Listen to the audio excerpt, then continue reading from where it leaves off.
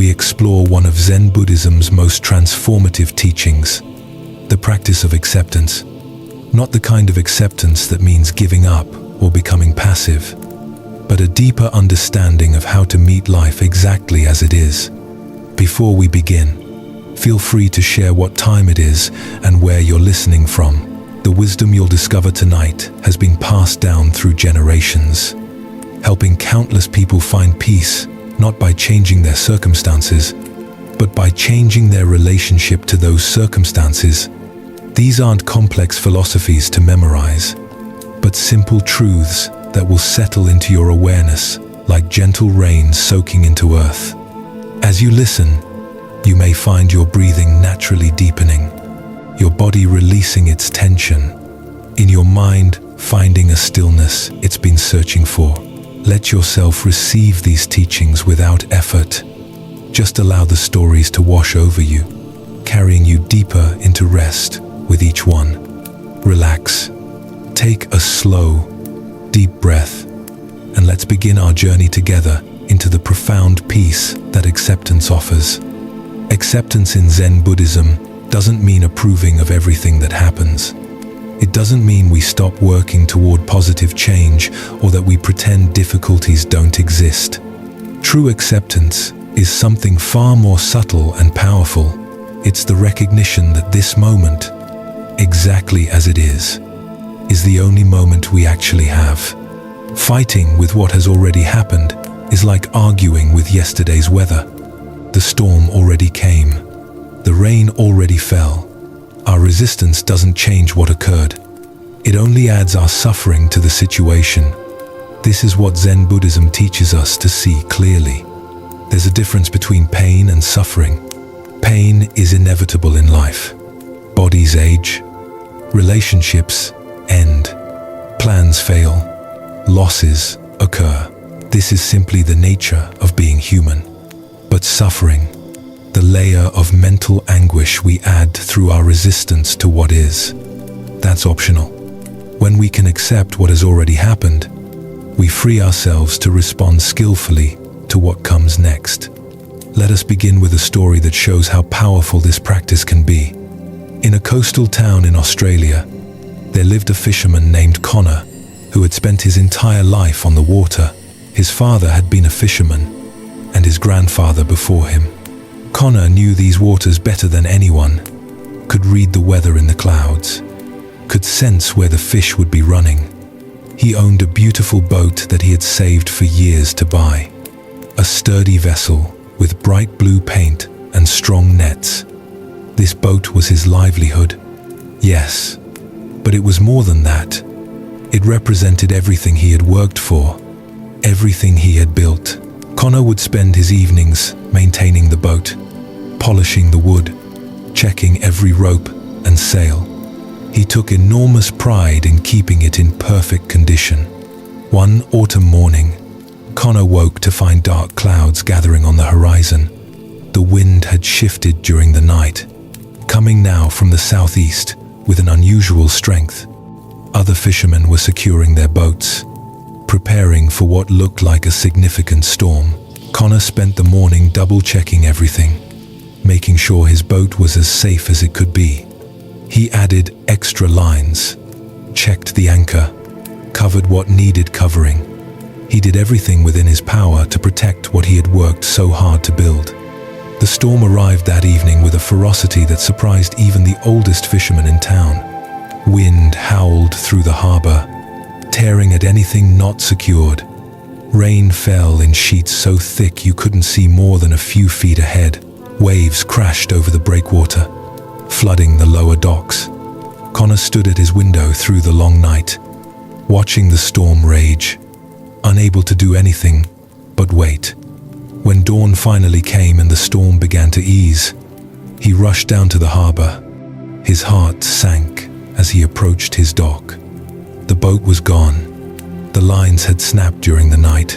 In the gray morning light, he could see debris scattered across the water, pieces of blue painted wood, torn netting, parts of what had been his livelihood floating among the other wreckage the storm had created.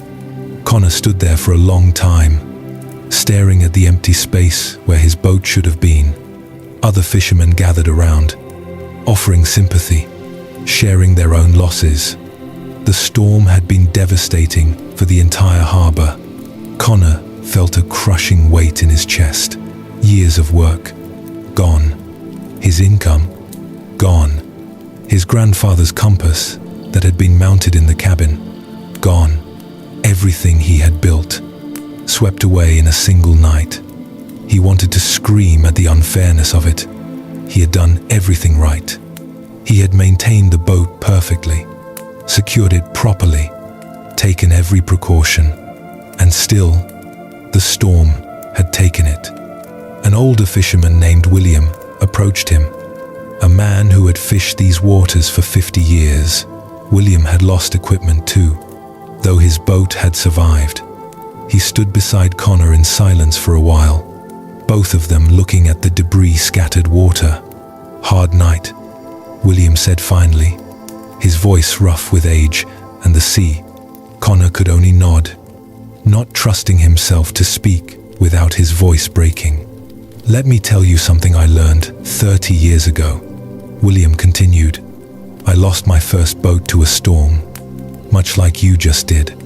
Spent months being angry about it, angry at the weather, angry at God, angry at myself for not doing more to prevent it. That anger ate at me every day." He paused, watching a piece of blue wood drift past. Then an old Buddhist monk who lived up the coast told me something that changed everything. He said the storm already happened. The boat's already gone. Being angry doesn't rebuild it. Being angry doesn't change what occurred. The only question now is whether I'm going to carry that anger along with everything else I need to carry. Connor looked at William, tears finally spilling down his cheeks. "But it's not fair. I did everything right." "You did," William agreed, "and the storm came anyway. That's the nature of storms. They don't check whether you deserve them before they blow through. The ocean doesn't care about fair." Connor felt his jaw tighten. "So I'm just supposed to accept losing everything? Just let it go like it doesn't matter?" "No," William said gently. "It matters. The loss is real. Your work, your investment, your grandfather's compass, all of that mattered deeply. But accepting that it happened doesn't mean it didn't matter. It means you're acknowledging what is true right now, in this moment. Your boat is gone. That's the reality. Now you have a choice. You can spend the next months fighting with that reality, being angry that it happened, wishing it hadn't. Or you can accept what is and start figuring out what comes next." Connor stood there on the dock, William's words settling into him slowly. The older fisherman put a weathered hand on his shoulder. "I'm not saying don't grieve. Grieve the loss. Feel what you feel. But notice the difference between grief and resistance. Grief is clean pain. It comes, it hurts, and eventually it passes. Resistance is fighting with what already happened, and that fight can last forever if you let it." Over the following days, Connor noticed exactly what William had described. When he simply felt sad about losing his boat, the sadness would wash through him like a wave, painful but bearable. But when his mind started arguing with reality, insisting this shouldn't have happened, imagining how he could have prevented it, creating stories about unfairness, that's when the real suffering began. Those thoughts could spiral for hours, creating a heavy darkness that felt unbearable. He began to practice something the Buddhist monk had apparently taught William years ago. Whenever he noticed himself fighting with what had already happened, he would pause and say quietly to himself, "The boat is gone. That's what is." Just that simple acknowledgement. Not, "The boat is gone and that's terrible." Not, "The boat is gone and it's unfair." Just the bare fact. The boat is gone. That's what is. Something about this practice created a kind of space around the pain. The loss was still real, still hurt, but it wasn't compounded by layers of mental struggle. He could feel the grief without drowning in it. He could acknowledge the difficulty without making it into a catastrophe. Within 2 weeks, Connor had found work on another fisherman's boat. It wasn't his own vessel, but it was income. He began saving again. This time, with a different understanding, he would work toward getting another boat. Yes, but he held the goal more lightly now. He understood that storms come, that loss is part of life, that nothing he built was guaranteed to last forever. This didn't make him careless or resigned. If anything, he took better care of the boat he worked on, appreciated each day on the water more fully.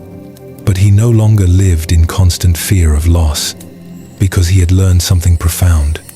Loss would come eventually, in one form or another. Accepting this truth didn't make him sad.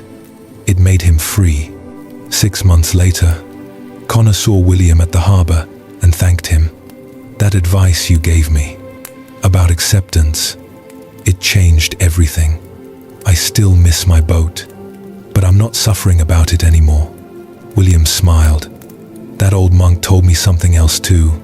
He said, acceptance isn't about one big moment where you accept something and then you're done. It's a practice you return to again and again. Every time you notice yourself fighting with what is, you practice accepting what is. It gets easier, but you never stop practicing. Connor nodded, understanding.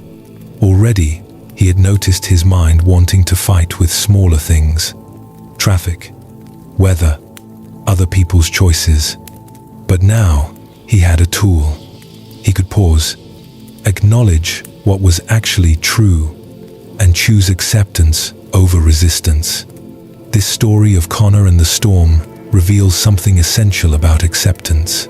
We often believe that accepting difficult circumstances means we're giving up, or that we don't care about making things better. But true acceptance is something entirely different. It's the recognition that what has already happened has already happened. Our resistance to this fact doesn't change it. It only creates additional suffering on top of the original difficulty. Think about your own life for a moment. What are you currently fighting with that has already occurred? Perhaps something someone said to you last week. Perhaps a choice you made last month. Perhaps a loss you experienced years ago. Notice how much energy goes into this fight. Notice how your mind replays the situation, imagines how it could have been different, argues with the reality of what happened. All of this mental activity doesn't change what occurred. It only keeps you locked in suffering about the past. Zen Buddhism offers a different path. Instead of fighting with what was, we can practice accepting what is. Not because we like it or approve of it, but because it's already done. The past is finished. Arguing with it is like shouting at a photograph, demanding that it show a different scene. The photograph can't change, but we can stop wasting our energy on an impossible fight. Let us explore another story that shows acceptance from a different angle. In a small town in Canada, there lived a woman named Margaret who had spent 20 years building a successful career as an architect. She was known for her innovative designs, her attention to detail, her ability to create buildings that were both beautiful and functional. Margaret took enormous pride in her work. Her identity was wrapped up in being a talented architect, a professional who delivered excellence. She had won awards, earned respect from her peers, built a reputation that opened doors. When she was 53 years old, Margaret began experiencing strange symptoms. Her hands would shake slightly when she tried to draw. Her vision would blur at unexpected moments. Simple tasks that had once been automatic now required concentration. At first, she dismissed these signs, attributing them to stress or aging. But when the symptoms worsened, she finally saw a doctor. The diagnosis was devastating. She had developed a progressive neurological condition that would gradually reduce her fine motor control and visual acuity. Within a few years, she would no longer be able to do the detailed work that architecture required. The doctor was kind but clear. She could continue working for now, but she needed to start planning for a future where her hands wouldn't cooperate with her intentions. Margaret left the doctor's office in a daze. This couldn't be happening. Architecture was who she was. Without her ability to design, to draw, to see the fine details, who would she be? What would her life mean? For months, she fought against the diagnosis. She researched experimental treatments, convinced herself the doctors might be wrong, pushed herself to work even harder to prove she was fine. She would sit at her drafting table late into the night, forcing her trembling hands to create precise lines. Becoming frustrated when her body wouldn't cooperate, she refused to tell her colleagues about the diagnosis, terrified they would see her as diminished. She took on more projects than she could handle, trying to prove to herself that nothing had changed. But the condition progressed, regardless of her resistance. The tremors worsened. The visual distortions became more frequent. Simple drawings that used to take minutes now took hours. And even then, they weren't up to her standards. The gap between what she wanted to create and what her body could execute grew wider each day.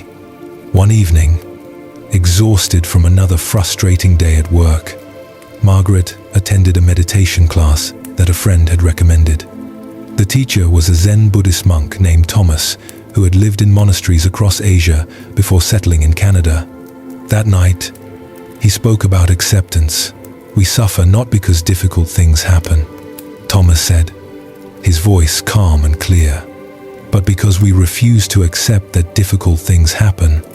We create elaborate arguments with reality, insisting that our circumstances should be different than they are. But reality doesn't negotiate.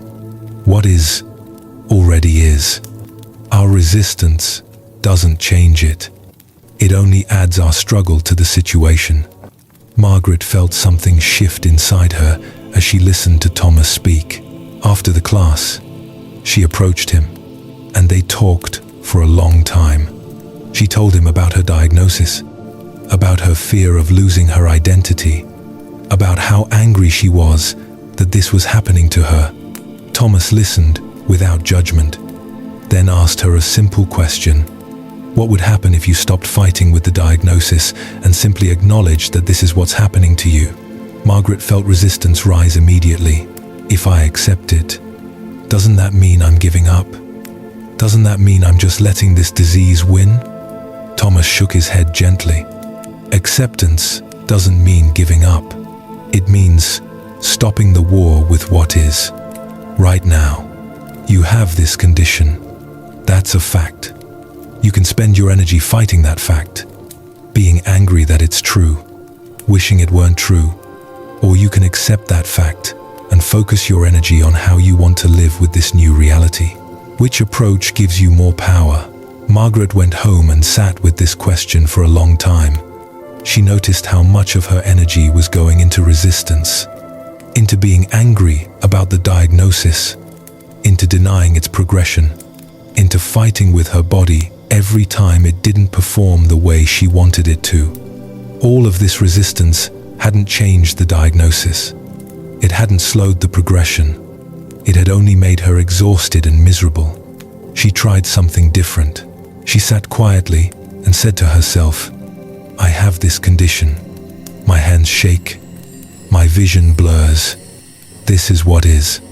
Saying these words out loud, without the usual layer of this shouldn't be happening, or this isn't fair, created a strange sense of relief. The facts were the facts. Her resistance to them didn't make them less true.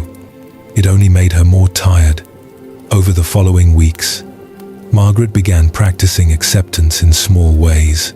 When her hand trembled while drawing, instead of becoming frustrated and angry, she would pause and simply acknowledge, my hand is shaking right now. That's what's happening. When her vision blurred, instead of panicking that she was getting worse, she would breathe and accept, "My vision is blurred right now. This is what is." Something profound began to shift. The condition itself hadn't changed, but her suffering about it decreased dramatically. She had space now to think clearly about her future. What did she want to do with the time she had left before her symptoms made detailed work impossible? How could she transition her career in a way that honored what she had built while accepting her new limitations? She began delegating more of the detailed drawing to younger architects in her firm, focusing her energy on the conceptual design work that didn't require fine motor control. She started teaching, sharing her knowledge with students who could execute the visions she could still create. She found new ways to contribute that didn't depend on her hands working perfectly. But more than the practical adjustments, something deeper changed in Margaret. She had always believed her value came from what she could do, from her abilities and accomplishments. Losing those abilities had felt like losing herself. But as she practiced acceptance, she began to discover something unexpected. Beneath her identity as an architect, beneath her abilities and achievements, there was something more fundamental. There was simply awareness. The part of her that noticed the shaking hands, the part that observed the frustration and the peace. This awareness didn't depend on her body working perfectly. It was there, regardless of her circumstances. This discovery brought a freedom she hadn't anticipated. She was still Margaret. She still cared about design and beauty. But she was no longer trapped in the belief that she had to be able to execute her designs perfectly in order to have value. She could be herself, fully herself, even as her abilities changed. A year after that first meditation class, Margaret ran into Thomas at a bookstore. She thanked him for the teaching about acceptance. "It didn't cure my condition," she said with a slight smile, "but it cured my suffering about the condition. I still have hard days, but I'm not fighting with reality anymore." That fight was so much harder than just dealing with what is. Thomas nodded with understanding. That's the practice. Not fighting doesn't mean not feeling. You can still feel sad, frustrated, disappointed. Those are natural human responses to loss. But you don't have to add resistance on top of those feelings. You don't have to create stories about how things should be different than they are. The disease is what it is. Your feelings are what they are. You can allow both to be true without making war. Margaret's story shows us another dimension of acceptance. Sometimes, what we're asked to accept isn't just an external event like a storm, but a fundamental change in ourselves. An illness, an aging body, a loss of abilities we once took for granted. These changes can feel like threats to our very identity. We resist them with everything we have because accepting them feels like accepting our own diminishment. But this resistance, understandable as it is, creates enormous suffering. What Zen Buddhism invites us to see is that we are not our abilities. We are not our accomplishments. We are not even our bodies. Though we live through them, there is something in us that remains whole even when our circumstances change. Even when our bodies fail, even when everything we built falls apart. This isn't some abstract philosophical idea. It's a direct experience available to anyone who practices acceptance deeply enough. Notice your own resistance right now, perhaps to the idea of acceptance itself, perhaps to some situation in your life you've been fighting against. What does this resistance feel like in your body? Where do you feel it? Is it a tightness in your chest, a clenching in your stomach, a tension in your shoulders? This physical sensation is what resistance creates. It's exhausting to maintain. And what does it change? Does your resistance to aging stop your body from aging? Does your resistance to loss prevent loss from occurring? Does fighting with what has already happened alter the past? The answer, always, is no. Resistance doesn't change what is. It only adds tension and suffering to our experience of what is. Let yourself take a gentle breath now. Feel the air moving in and out of your body. This breath is happening right now, regardless of anything else that's true. You can't breathe in the past or the future. You can only breathe now. This moment, and in this moment, right now, what is actually happening. Set aside your thoughts about what should be happening or what you wish were happening. What is actually true right now? You are lying down. You are breathing. You are hearing these words. Whatever else is true in your life, whatever difficulties you're facing, whatever losses you're grieving, right now, in this moment, you are here. You are alive. You are breathing. This is what acceptance teaches us to see. Not that everything is fine, but that this moment is what it is. We can meet it exactly as it is, without adding our resistance to it. Let us explore one more story before we move deeper into rest. This one comes from England, from a man named Oliver who learned about acceptance in an unexpected way. Oliver was a teacher who had devoted his entire career to education. He taught history at a secondary school, and he loved his work. He loved seeing students discover connections between past and present, loved facilitating discussions that opened young minds to new perspectives. Oliver was known as one of the best teachers in the school. Students requested his classes. Parents specifically asked for their children to be placed in his sections. He had won teaching awards, been featured in educational journals, built a reputation over 25 years as someone who truly made a difference. When Oliver was in his early 50s, the school underwent a major administrative change.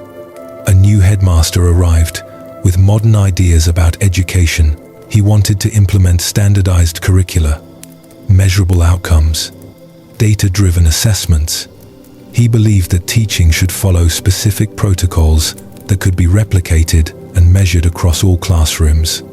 Oliver understood the intention behind these changes, but they went against everything he knew about good teaching. History wasn't just facts to be memorized and tested. It was context, nuance, debate, critical thinking. His teaching style relied on flexibility, on following students' curiosity, on spending extra time on topics that sparked genuine interest, even if it meant moving slower through the prescribed curriculum. The new headmaster observed Oliver's classes and gave feedback that made Oliver's stomach turn. Too much discussion, not enough content coverage, too much time spent on tangents, not enough focus on learning objectives. Students seem engaged, but engagement isn't the same as achievement. Oliver was told he needed to conform to the new teaching standards or face disciplinary action. For the first time in his career, Oliver dreaded going to work. He tried to teach the new way, following the prescribed curriculum exactly, keeping discussions short and focused, moving through material at the mandated pace. But it felt wrong. His students noticed the change too. "Mr. Oliver, you seem different this year," one of his brightest students said after class one day. "You used to make history come alive. Now it feels like you're just reading from a script." Those words cut deep because they were true. Oliver became increasingly angry and bitter. He would come home and complain to his wife about the new headmaster, about how modern education was destroying real learning, about how everything good about teaching was being stripped away in favor of test scores and data. He felt trapped. He needed his job, needed his income, but he couldn't stand what teaching had become. He fantasized about quitting, about making a dramatic speech at a faculty meeting about what was wrong with the school. But he had a mortgage, responsibilities, years invested in his pension. He felt stuck in an impossible situation, forced to choose between his integrity and his livelihood. The resentment grew month by month, making him miserable. One weekend, Oliver attended a retreat at a Buddhist center in the countryside. He had gone primarily to get away from his problems, to have some peace and quiet. But during one of the talks, a teacher named Sarah spoke about acceptance in a way that struck Oliver deeply. She talked about the difference between accepting what is and approving of what is. Acceptance doesn't mean you think something is right or good, Sarah explained. It means you acknowledge that it's happening. This is a crucial distinction. You can accept that something is true while still working to change it. But you can't change anything effectively when you're spending all your energy denying or resisting its existence. Sarah gave an example that resonated with Oliver. Imagine you're hiking and you come across a fallen tree blocking the path. You have choices. You can stand there being angry that the tree fell, complaining about how the path should be clear, refusing to accept that this obstacle is in your way. Or you can acknowledge, yes, there's a tree across the path. That's what is. And then decide what to do about it. Climb over it, go around it, clear it, or turn back. All of those are viable options, but none of them are available to you while you're still fighting with the fact that the tree is there. Oliver realized he had been standing in front of his metaphorical fallen tree for months, consumed with anger that it was blocking his path, insisting that it shouldn't be there, refusing to accept that the educational landscape had changed. All of this resistance hadn't moved the tree. It hadn't changed the headmaster's policies. It had only made Oliver miserable and ineffective. On the drive home from the retreat, Oliver tried something different. He said out loud to himself, "The new teaching standards are in place. That's what is. I don't like them, but they are the current reality." Something shifted with this acknowledgement. The situation was still frustrating, but he wasn't adding layers of "this shouldn't be happening" on top of the frustration anymore. He could think more clearly now about his actual options. Over the next few weeks, Oliver began to explore what acceptance made possible. He still disagreed with many of the new policies, but he stopped fighting with the fact that they existed. This freed up energy to work within the constraints more creatively. He found ways to incorporate discussion and critical thinking within the standardized framework. He learned to document his teaching in ways that satisfied the administrative requirements while still maintaining some of his teaching style. He joined a committee working on curriculum development, contributing his perspective to shape policy rather than just complaining about it. None of these solutions were perfect. Oliver still missed the freedom he'd had before, but he was no longer suffering about it constantly. He had accepted what was while still working toward what could be. More importantly, Oliver noticed something unexpected. His acceptance of the situation didn't make him weak or passive. If anything, it made him more effective. When he had been consumed with resistance, he had been reactive, defensive, bitter. Now, accepting the reality of the new policies while disagreeing with them, he could engage more skillfully. He could have productive conversations with the headmaster instead of defensive arguments. He could support colleagues who were struggling instead of just complaining together. He had more energy for his students because he wasn't exhausted from fighting battles he couldn't win. 2 years later, some of the most restrictive policies were rolled back after teachers provided clear evidence they weren't serving students well. Oliver had been part of that process, contributing data and alternatives. But whether the policies changed or not, he had already found his peace. He had learned that his well-being didn't depend on circumstances being the way he wanted them to be. It depended on his willingness to meet circumstances as they actually were. These 3 stories, Connor and his boat, Margaret and her illness, Oliver and his career, they show us the same essential truth from different angles. Life will present us with circumstances we don't want. Loss, illness, disappointment, change, unfairness. These are inevitable parts of being human. We have two choices in how we meet these circumstances. We can fight with what has already happened, create elaborate arguments about why things should be different, exhaust ourselves with resistance to what is, or we can practice acceptance, acknowledging what is true right now, and from that place of clear seeing, respond skillfully to what comes next. Acceptance doesn't mean we become passive or stop working toward positive change. Connor still worked toward getting another boat. Margaret still found meaningful work within her new limitations. Oliver still advocated for better teaching practices, but they did all of this from a foundation of accepting what was actually true, rather than fighting with reality. This made them more effective, not less. It gave them peace, not resignation. Let your breathing deepen now as you rest with these teachings. Feel the weight of your body supported by whatever surface you're lying on. Notice how your body knows how to breathe without your conscious effort. Breath comes in, breath goes out, happening by itself. This is acceptance at its most basic level. Your body doesn't fight with the need to breathe. It simply breathes. You can learn to meet life's difficulties with this same natural ease. What might happen if you stopped fighting with one thing in your life right now?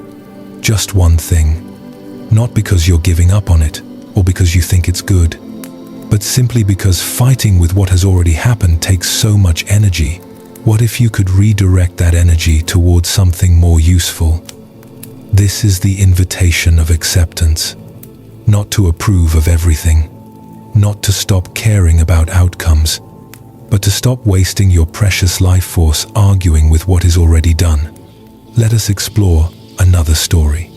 This one, about accepting other people's choices, which is often one of the hardest forms of acceptance we face. In a suburb of Toronto lived a woman named Rachel who had two adult daughters. Her eldest daughter, Jennifer, had always been the responsible one. She had studied hard, gotten a good job, married a stable partner, bought a house. Rachel felt proud of Jennifer's choices and often spoke about her to friends as an example of doing things right.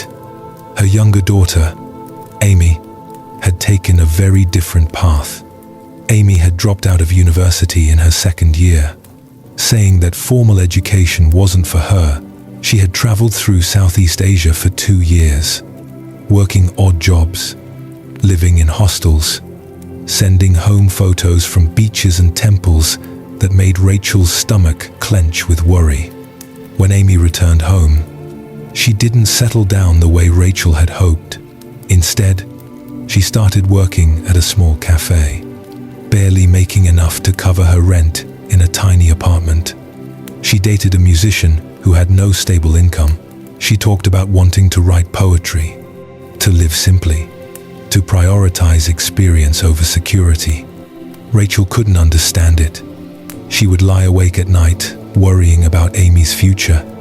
What would happen when Amy got older and didn't have savings or a career? How would she support herself? Rachel tried everything to change Amy's mind. She sent her job listings for positions that would use her incomplete degree. She offered to pay for her to finish university. She arranged dinners where successful family friends could talk to Amy about their careers. But Amy gently refused all of these interventions. "Mom, I know you're worried, but I'm happy with my life. I don't want the things you want for me, and that's okay." But it wasn't okay to Rachel. She felt like Amy was making terrible choices that would lead to regret and hardship. She couldn't accept that her daughter was choosing a path so different from what Rachel believed was right. This inability to accept Amy's choices created a constant tension between them. Every conversation became strained because Rachel couldn't help bringing up her concerns.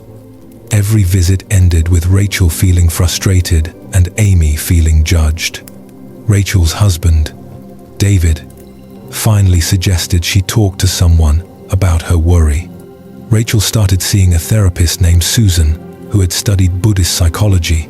In one of their early sessions, Susan asked Rachel a simple but profound question: whose life is it? Rachel was taken aback. "What do you mean?"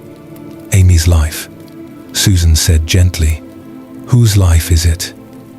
Is it Amy's life to live? Or is it your life to control?" Rachel felt defensive. "I'm her mother. I want what's best for her." "Of course you do," Susan acknowledged. "But who gets to decide what's best for Amy?" "You. Based on your values and what brought you security and happiness. Or Amy, based on her own values and what brings her joy." Rachel started to protest, but Susan continued. "I'm not saying your concerns aren't valid. You've lived longer. You've seen how certain choices play out.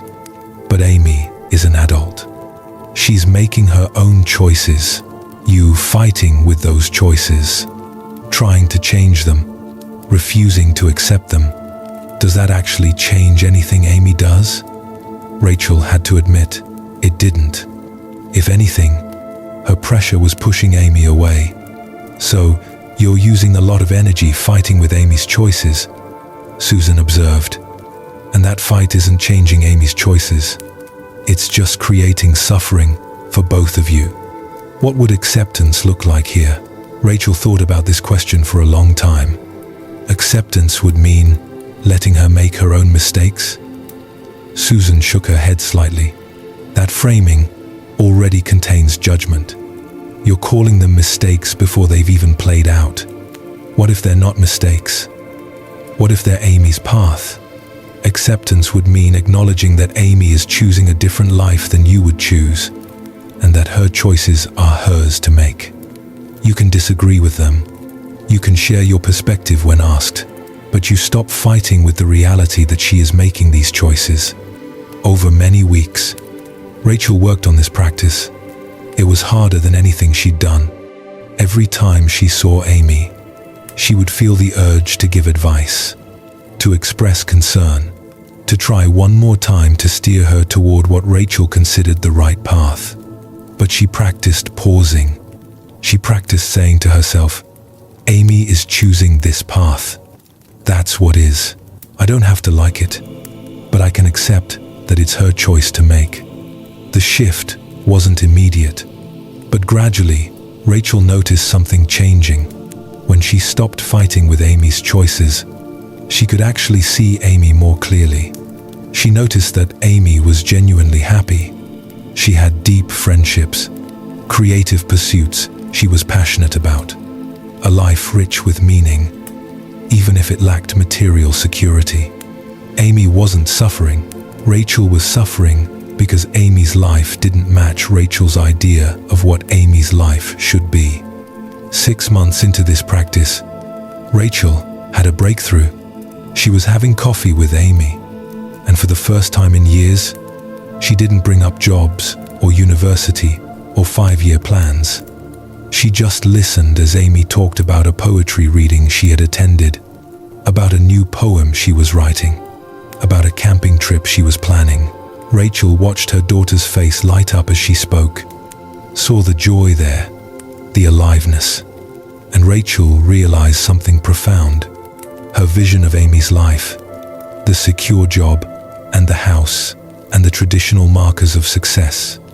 That vision was about what would make Rachel feel secure, not about what would make Amy happy. Amy had never wanted those things. Rachel had been trying to force her daughter into a life that wasn't hers. "I'm sorry," Rachel said suddenly, interrupting Amy mid-sentence. Amy looked confused. "Sorry for what?" "For not accepting you," Rachel said, tears forming. "For spending so much time trying to change you instead of just loving you as you are." Amy reached across the table and took her mother's hand. "Mom, I know you've been worried. I understand it comes from love, but I really am okay. My life might not look like yours, but it's mine, and I'm happy." Rachel nodded, really hearing this for the first time. "I know. I can see that now, and I'm going to work on accepting that, on trusting that you know what's right for you." This conversation marked a turning point in their relationship. Rachel still had moments of worry, still occasionally felt the urge to give unsolicited advice. But she had a practice now. When she noticed herself fighting with Amy's choices, she would pause and acknowledge, Amy is living her life according to her values. That's what is. This acceptance didn't mean Rachel stopped caring. If anything, it allowed her to care more effectively. When Amy actually asked for advice, Rachel could give it without agenda. When Amy faced difficulties, Rachel could support her without saying, I told you so. Their relationship deepened in ways it never had when Rachel was trying to control Amy's path. Years later, when Amy did face a difficult period, a breakup that left her heartbroken and questioning her choices, she came to Rachel for support, and because Rachel had practiced acceptance, she could simply hold space for her daughter's pain without using it as an opportunity to push her agenda. She could say, I'm here for you, whatever you need, and mean it without conditions. Amy later told her that this unconditional presence meant more than any advice could have. Rachel's story shows us something crucial about acceptance in relationships. We often believe that accepting other people's choices means we don't care about them or that we're abandoning them to make mistakes. But the opposite is true. When we fight with people's choices, when we constantly try to change them or fix them, we're actually relating to our idea of who they should be rather than who they actually are. This creates distance and conflict. Acceptance allows us to relate to the actual person in front of us, to love them as they are, rather than as we wish they would be. Think about the relationships in your own life. Where are you fighting with someone's choices? Where are you relating to your idea of who they should be, rather than who they actually are? This resistance creates suffering for both of you. They feel judged and unseen. You feel frustrated and powerless. And the resistance doesn't actually change their choices. It only damages the relationship. What would it mean to accept that other people's lives are theirs to live, not because you agree with all their choices, not because you think everything they do is wise, but simply because their lives genuinely are theirs, not yours? You can share your perspective when asked. You can set boundaries about what you're willing to support. But you can stop fighting with the basic reality that other adults get to make their own choices, even choices you think are wrong. Let your body sink a little deeper into rest now. Feel how your shoulders can release, how your jaw can soften, how even your eyes can rest more fully. You don't have to hold anything tightly right now. You can just be here, breathing, listening, allowing these teachings to settle into you without effort. Acceptance isn't something you have to force or make happen. It's more like relaxation. You simply stop tensing against what is. Let us continue with another story. This one about accepting our own past. In a small town in Wales, there lived a man named Thomas who carried a heavy burden of regret. 20 years earlier, when he was in his 30s, Thomas had been offered a job opportunity in London. It was a significant promotion, good money, the kind of position that could have changed his career trajectory. But Thomas had been afraid of leaving his hometown, afraid of failing in a bigger city, afraid of the unknown. So he had turned down the opportunity and stayed in Wales, taking a safer, more familiar position. For years afterward, Thomas tortured himself with this decision. He would replay the moment over and over in his mind, imagining how different his life might have been if he had taken the job. Maybe he would be wealthier now. Maybe he would have met different people, had different experiences. Maybe his whole life would have been more exciting, more successful, more meaningful. This regret colored everything. When he looked at his current life, his modest house, his ordinary job, his quiet existence, he saw it all through the lens of what might have been. He felt like he had wasted his potential, made a cowardly choice that had cost him the life he should have lived. The regret was like a weight he carried everywhere, making it hard to enjoy anything because nothing was as good as the imagined life he had given up.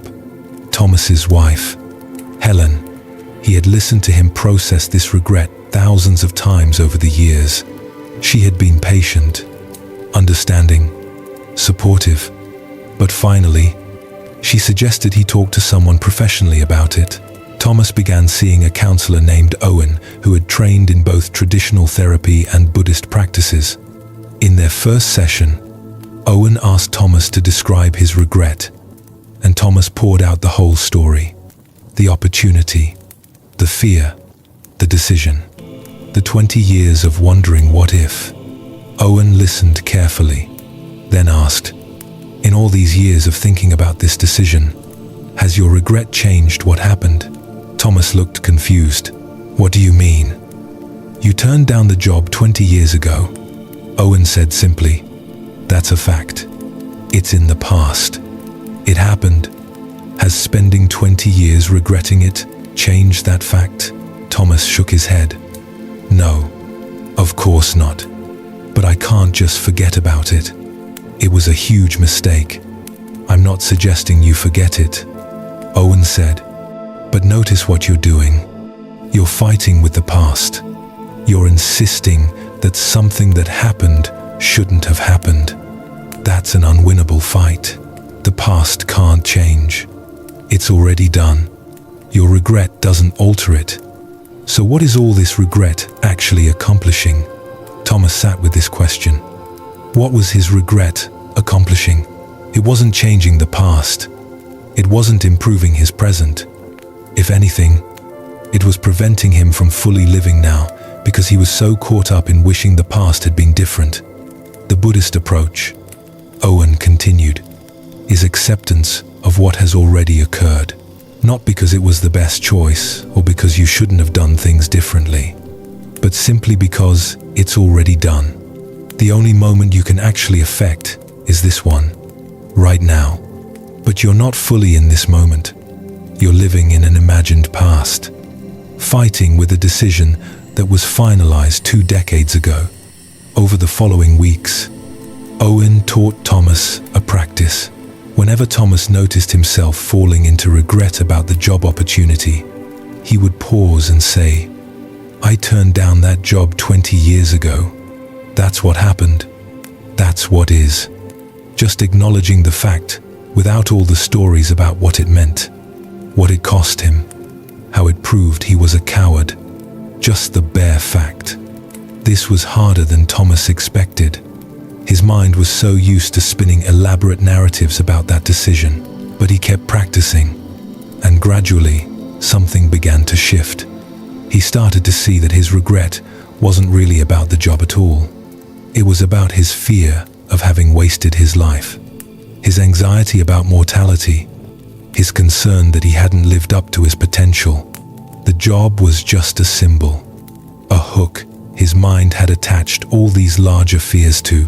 As Thomas practiced accepting that the decision was in the past and couldn't be changed, he began to actually look at his present life with fresh eyes. What was actually true about his life right now? Setting aside the story about what might have been, he had a wife who loved him, who had stood by him for 30 years. He had 2 children who had grown into good people. He had friends in his community, neighbors he'd known for decades.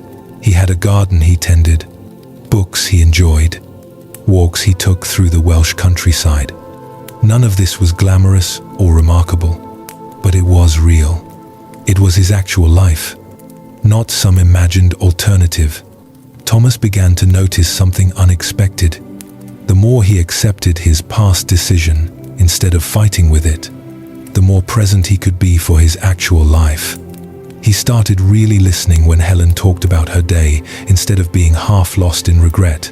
He noticed the beauty of the hills around his town instead of comparing them unfavorably to what London might have offered. He engaged more fully with his work, finding satisfaction in doing it well rather than dismissing it as less than what could have been. One evening, about 6 months into this practice, Thomas was sitting in his garden at sunset. The light was golden on the stone walls. Birds were singing their evening songs. Helen was inside making dinner, and Thomas realized something profound. This moment, right here, was beautiful, not because it matched some ideal version of life, but because it was real and he was actually present for it. For the first time in 20 years, he wasn't mentally somewhere else, wasn't wishing things had gone differently. He was just here, alive, aware, accepting what is. He understood then that acceptance hadn't changed his circumstances. His life was the same as it had been before he started this practice. He still lived in the same house, had the same job, the same basic existence. But everything felt different because he had stopped fighting with how things were. He had stopped comparing his real life unfavorably to an imagined alternative. The regret hadn't disappeared completely. Sometimes it still arose, a familiar old thought pattern.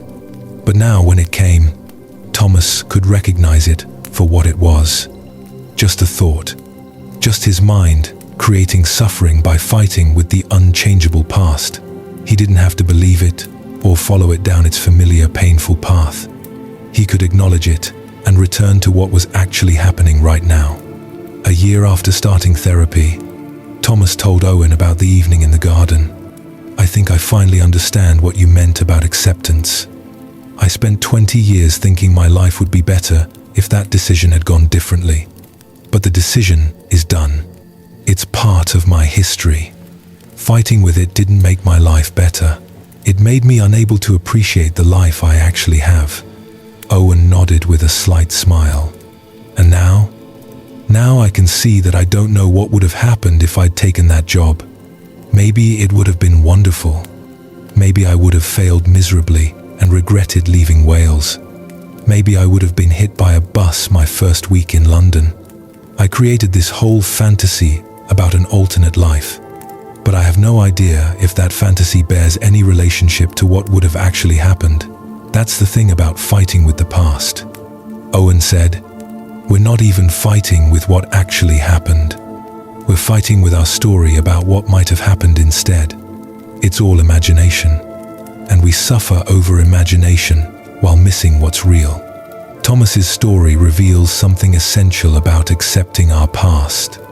Most of us carry regrets, decisions we wish we'd made differently, opportunities we wish we'd taken or avoided.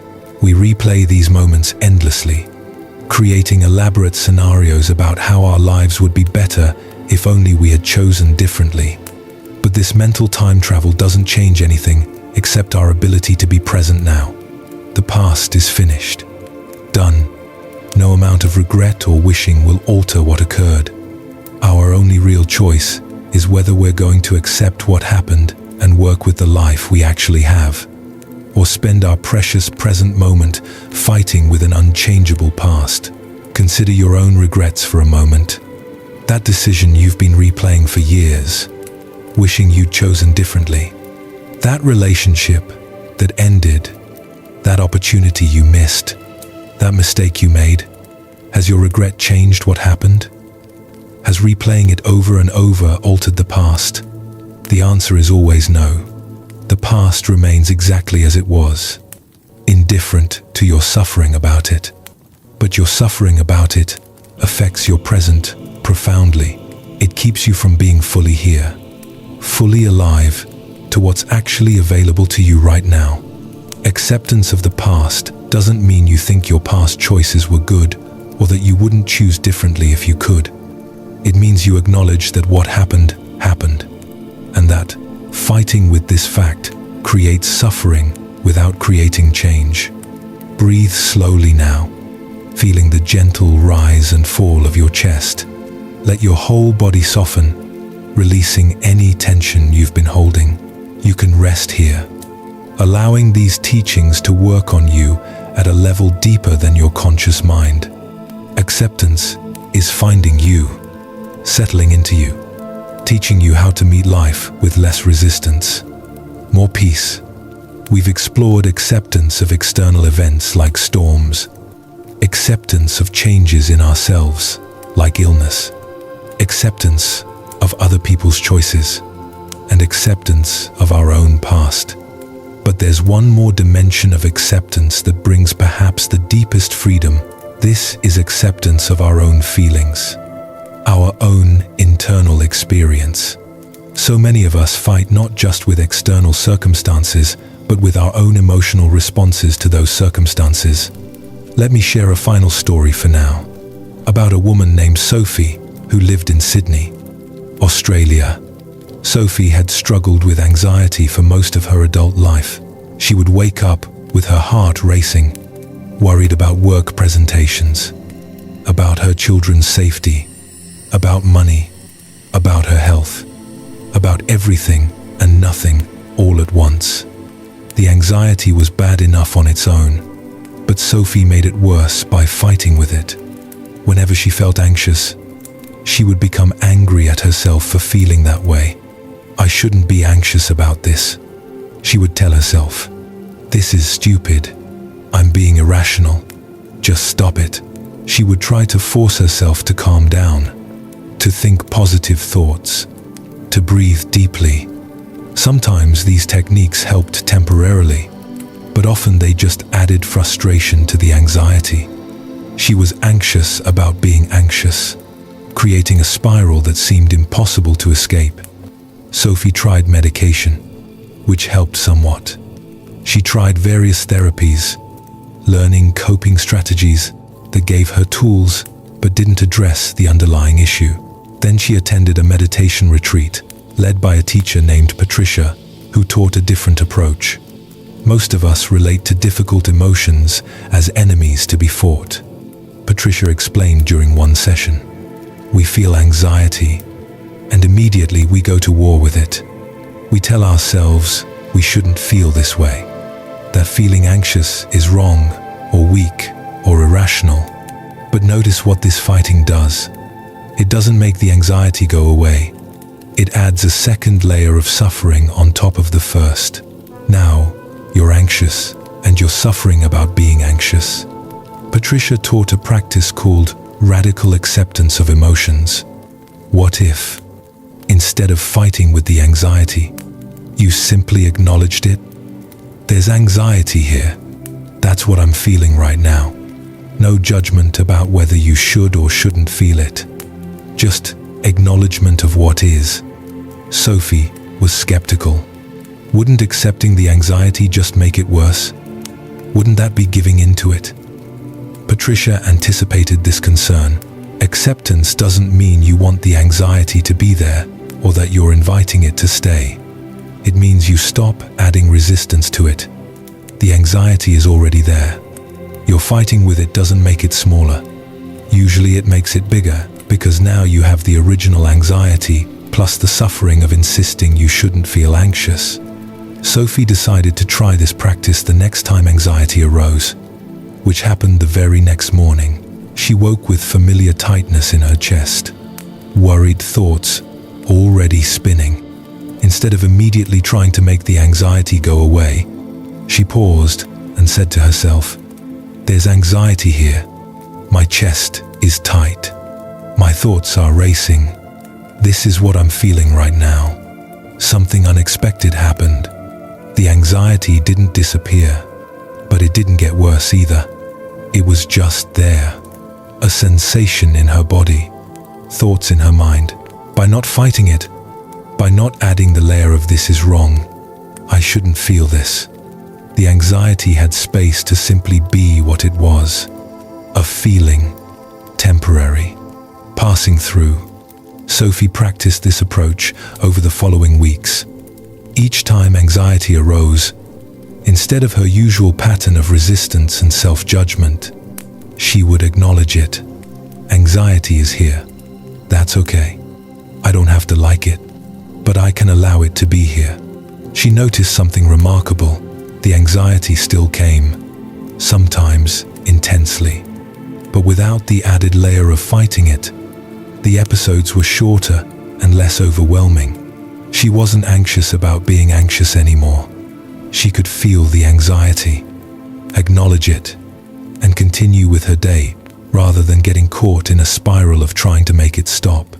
One particularly difficult morning, Sophie woke to intense anxiety about a work presentation. Her old pattern would have been to panic about the panic, to berate herself for being anxious, to desperately try various techniques to calm down. Instead, she sat quietly and said, "There's a lot of anxiety here right now. My body is preparing for something it perceives as threatening. That's what's happening." She placed her hand on her chest, feeling her racing heart. "It's okay that this is happening. I don't have to fix it right now. I can just let it be here." The anxiety didn't vanish, but something profound shifted. She could feel it without being consumed by it. She could acknowledge it without fighting it. And because she wasn't spending energy resisting the feeling, she had energy to actually prepare for her presentation. She did the work, gave the talk, and the anxiety gradually settled on its own timetable. Not because she had forced it to stop, but because she had allowed it to move through her naturally. This practice of accepting her feelings transformed Sophie's relationship with anxiety.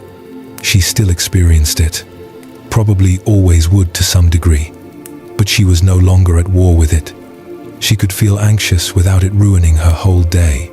She could acknowledge difficult emotions without adding suffering about having those emotions. This was freedom, not freedom from anxiety, but freedom within it. The ability to feel what she felt without being destroyed by it. Sophie's story points to something many of us need to hear. We fight not just with external circumstances, but with our own internal experience. We feel sad and insist we should be happy.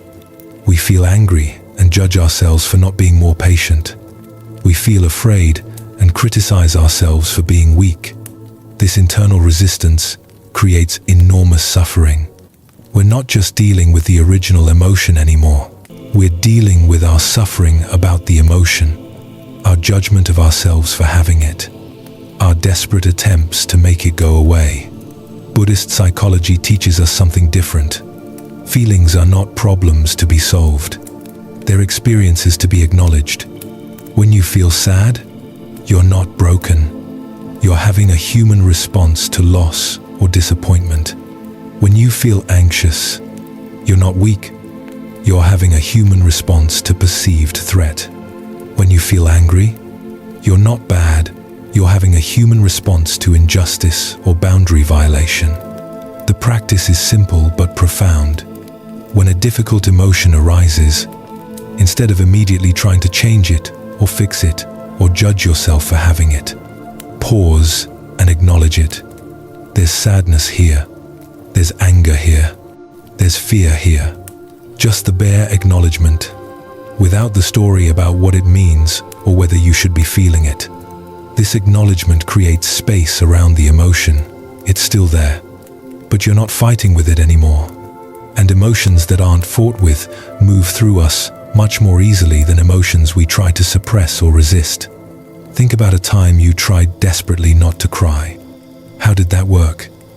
Usually, the effort of holding back tears creates more tension, more suffering. But when you finally allow yourself to cry, when you stop fighting the tears, they come, they release, and they pass. This is true for all emotions. They move through us when we allow them, when we accept them as part of our human experience. Let yourself breathe gently now, feeling the natural rhythm of your breath. Notice that you don't have to make your breath happen. It happens by itself. Your body knows how to breathe. In the same way, your body knows how to feel. Emotions arise naturally in response to your experience. You don't have to judge them or fight them. You can simply allow them, the way you allow your breath to come and go as you rest here. Notice what emotions might be present. Perhaps there's some sadness, some worry, some frustration. Whatever's there, you don't have to push it away. You can make space for it. This feeling is here, That's okay. You're not trying to make it bigger or hold on to it. You're simply acknowledging its presence without resistance. This is acceptance at the most intimate level. Accepting your own experience exactly as it is. We've explored many facets of acceptance tonight. Acceptance of external events beyond our control, like storms that take our boats. Acceptance of changes in ourselves, like illness that alters our abilities. Acceptance of other people's choices, even when they differ from what we want for them. Acceptance of our past, letting go of the endless fight with decisions already made. And acceptance of our own feelings, allowing our emotional experience without judgment or resistance. All of these practices point to the same fundamental truth. Life includes difficulty. This is not a flaw in your life or a sign you're doing something wrong. It's the nature of being human. Things change, sometimes in ways we don't want. Bodies age and sometimes fail. Relationships end. Plans don't work out. People make choices we disagree with. We feel emotions we'd rather not feel. None of this means something has gone wrong. It means we're alive. We're human. We're participating in the full spectrum of existence. The question is not how to avoid difficulty, which is impossible. The question is how we meet difficulty when it arrives. Do we add resistance and suffering to the original pain? Do we exhaust ourselves fighting with what has already happened or what is already true?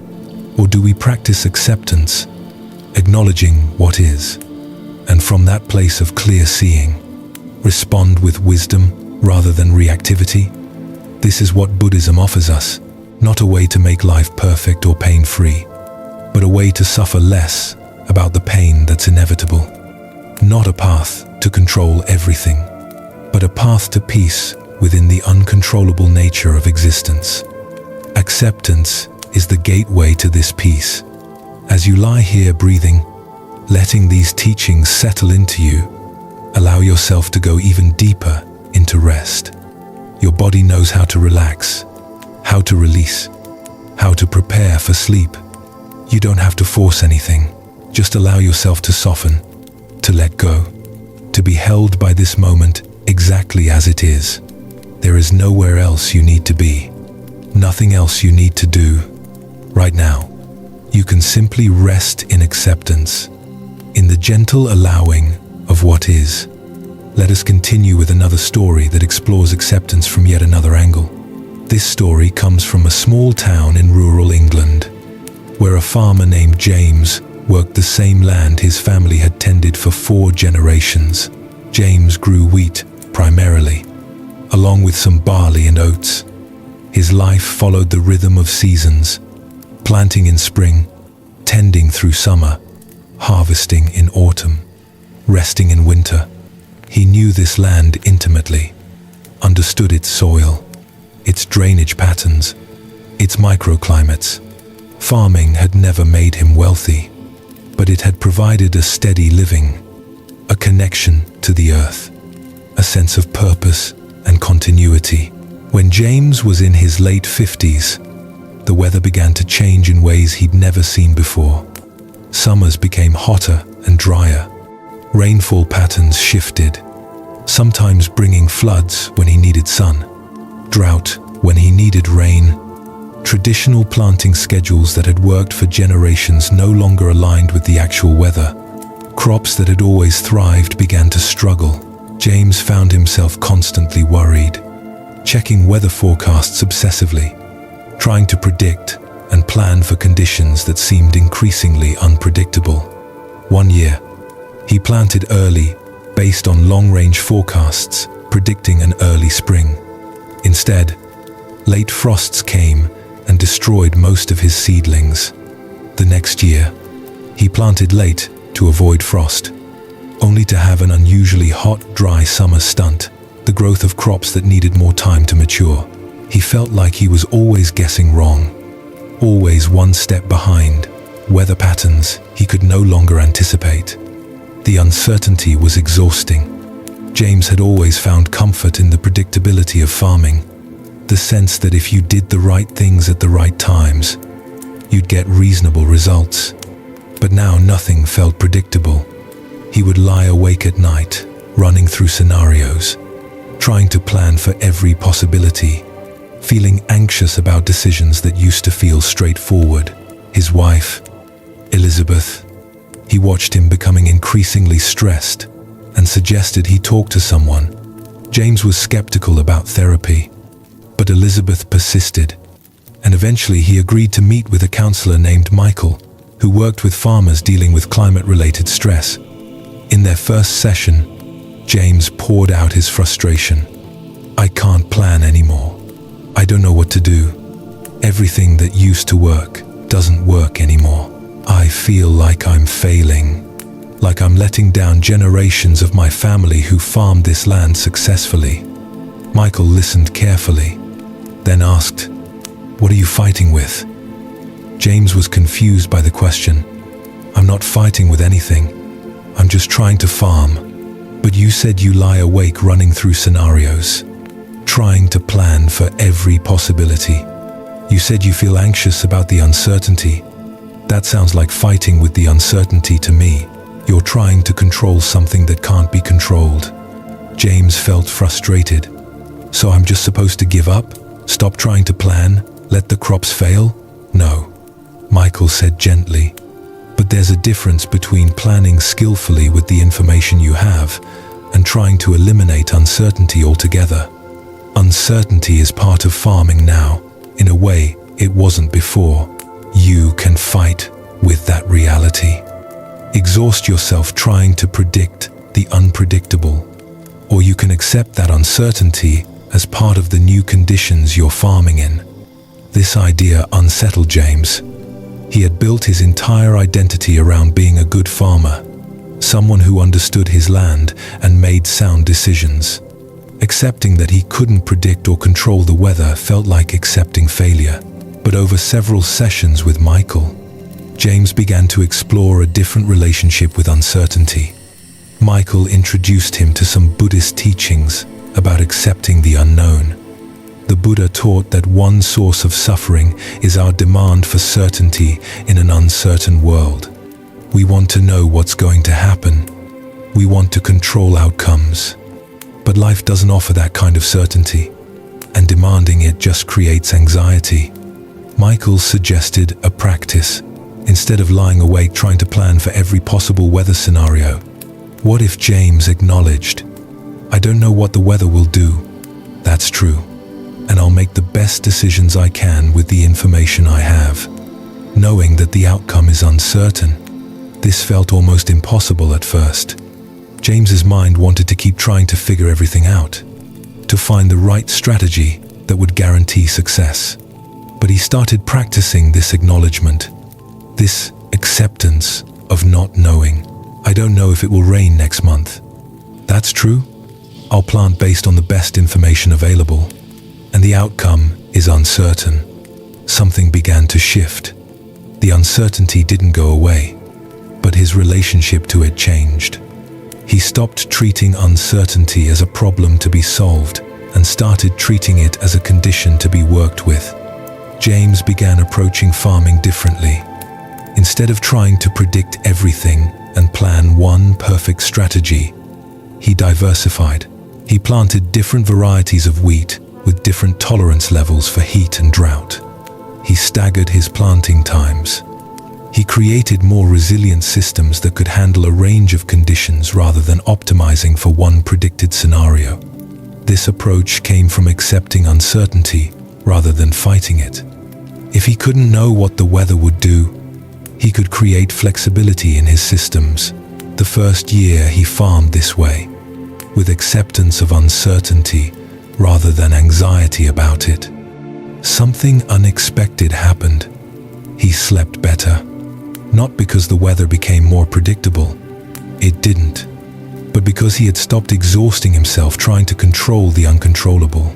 He made his decisions, did his work, and accepted that the outcome would be what it would be. That year's harvest was neither his best nor his worst. Some of the crops did well, others struggled, but James found he could accept the mixed results without the crushing sense of failure he'd felt in previous years. He had done his best with uncertain conditions. That was all anyone could do. He wasn't fighting with the weather anymore, wasn't arguing with climate change. It wasn't exhausting himself, trying to force predictability out of unpredictable systems. He was simply farming within the reality that existed, not the reality he wished existed. A neighboring farmer named Robert noticed the change in James. Robert was younger, had taken over his family's farm more recently, and was struggling with the same weather uncertainties that had tormented James. One evening, Robert stopped by James's farm and admitted his stress. "I don't know how you seem so calm. Aren't you worried about the changing weather? Don't you lie awake wondering if you're making the right decisions?" James smiled slightly. "I used to, drove myself half mad with it. Then I realized I was fighting with something I can't control. The weather is going to do what it's going to do. Climate is changing whether I like it or not. I can either exhaust myself resisting that reality, or I can accept it and adapt to it." Robert looked skeptical. "But don't you need to plan? Don't you need to try to predict what will happen?" "I plan with the information I have," James explained. "But I've accepted that my plans might be wrong. I've accepted uncertainty as part of farming now. I do my best. I create resilient systems, and then I let go of controlling the outcome. That's all I can do." Robert shook his head. "I don't think I could do that. I need to feel like I have some control." James understood. I needed that too, but needing it doesn't make it real. The truth is, we never had as much control as we thought we did. We just had more predictability, which created the illusion of control. Now that illusion is gone, and we're faced with the reality that was always true. We can do our best, and then outcomes are uncertain. This conversation planted a seed in Robert. Over the following months, he watched James farm with a kind of ease that Robert envied. James worked hard, made thoughtful decisions, but he didn't carry the heavy burden of anxiety that Robert carried. Eventually, Robert asked James to explain more about this acceptance practice, and James shared what Michael had taught him. It's simple, but not easy. When you notice yourself fighting with something you can't control, you pause and acknowledge what's actually true. I don't know what will happen. That's the truth. You stop pretending you can eliminate uncertainty, and you work skillfully within it instead. Robert began trying this practice himself. At first it felt like giving up, like he was abandoning responsibility. But gradually, he began to feel what James had described: a lightness, a release from the exhausting effort of trying to control the uncontrollable. James's story shows us acceptance in the context of uncertainty. So many of us struggle with not knowing what will happen. We want guarantees, certainty, the ability to predict and control outcomes. But life doesn't work that way, and it never has. We've always lived with uncertainty. Sometimes we just had enough predictability to maintain the comfortable illusion that we were in control. When that illusion breaks down, as it did for James with changing weather patterns, we're faced with a choice. We can fight with the uncertainty, exhaust ourselves demanding what life can't give us, or we can accept uncertainty as part of the human condition and learn to work skillfully within it. Think about the uncertainties in your own life right now. Perhaps uncertainty about work, about relationships, about health, about the future. Notice how much energy you spend trying to eliminate that uncertainty, trying to figure everything out, trying to guarantee certain outcomes. This effort is understandable. We all want to feel secure, but does the effort actually create security, or does it just create anxiety while the uncertainty remains? Acceptance doesn't mean you stop planning or preparing or making thoughtful decisions. James still planned his planting. still made decisions based on available information, but he accepted that despite his best efforts, outcomes would remain uncertain. This acceptance didn't make him passive, it made him more adaptive, more flexible, more able to respond to whatever actually happened, rather than being paralyzed by anxiety about what might happen. Let your breathing slow and deepen now. Feel yourself sinking more heavily into whatever surface supports you. Your body is heavy, relaxed, ready for sleep. You don't need to figure anything out right now. You don't need to plan or predict or control. Right now, in this moment, you can simply be. The future will come in its own time, and you'll meet it when it arrives. For now, rest in this breath, this moment, this gentle acceptance of what is. Let us explore one final story before we move into the closing of our time together. This story comes from a woman named Catherine, who lived in Vancouver, Canada. Catherine had spent her entire adult life in a corporate career. She had climbed the ladder steadily, taking on more responsibility, earning promotions, building what looked from the outside like a successful life. But somewhere along the way, Catherine had lost touch with what actually brought her joy. She did her work competently, even excellently. She earned good money, had a nice apartment, could afford vacations and nice things, but she felt empty inside, like she was going through the motions of a life rather than actually living. She would sit in meetings and feel like she was watching herself from a distance, wondering who this person was, who cared so much about quarterly targets and strategic initiatives. She began to dread Monday mornings, to count down the days until the weekend, to feel a quiet desperation that she tried to ignore. Catherine knew something needed to change, but she didn't know what. She had built this life carefully. She had made sensible choices, pursued security, done what she was supposed to do. Admitting that it wasn't working felt like admitting failure, like all those years had been wasted. One Saturday, feeling particularly low, Catherine wandered into a bookstore and found herself in the philosophy section. She picked up a book about Zen Buddhism, more out of boredom than genuine interest. But as she read, something stirred in her. The book talked about the difference between the life we think we should want and the life we actually want. It talked about how we often pursue goals that society values, security, status, wealth, without stopping to ask if those goals actually align with our own deepest values. Catherine realized she had never really asked herself what she wanted.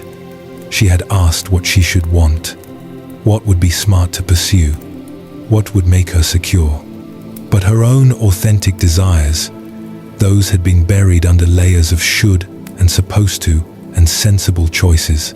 This realization was both liberating and terrifying. If she wasn't going to live according to what she thought she should want, she would have to figure out what she actually wanted. And that meant being honest with herself in a way she hadn't been in years, maybe ever. Catherine began keeping a journal, writing about moments when she felt genuinely alive, genuinely engaged. She noticed a pattern. She felt most present when she was creating something, when she was helping someone directly, when she was in nature. None of these things were part of her corporate job. Her work was abstract, strategic, removed from direct human impact. It paid well, but fed nothing in her soul. The obvious answer seemed to be quit her job and do something more meaningful. But Catherine was terrified of this. What would people think? What if she couldn't make enough money? What if she made a huge mistake? She had worked so hard to build this career. Walking away from it felt reckless, irresponsible. She stayed stuck in this tension for months, knowing she was unhappy, but too afraid to change. Then one evening, she attended a meditation class where the teacher spoke about acceptance in a way that shifted something in Catherine. The teacher, a woman named Grace, said, "Sometimes what we need to accept isn't our external circumstances, but our own truth. We know what's true for us. We know what we need. But we fight with that knowing because accepting it would require us to change. And change is frightening. Grace continued, "Many people spend their whole lives fighting with their own truth. They know their relationship isn't working, but they stay because leaving is scary. They know their job is wrong for them, but they stay because change is uncertain. They know they need to speak up, set a boundary, make a different choice, but they silence their own knowing because following it feels too risky.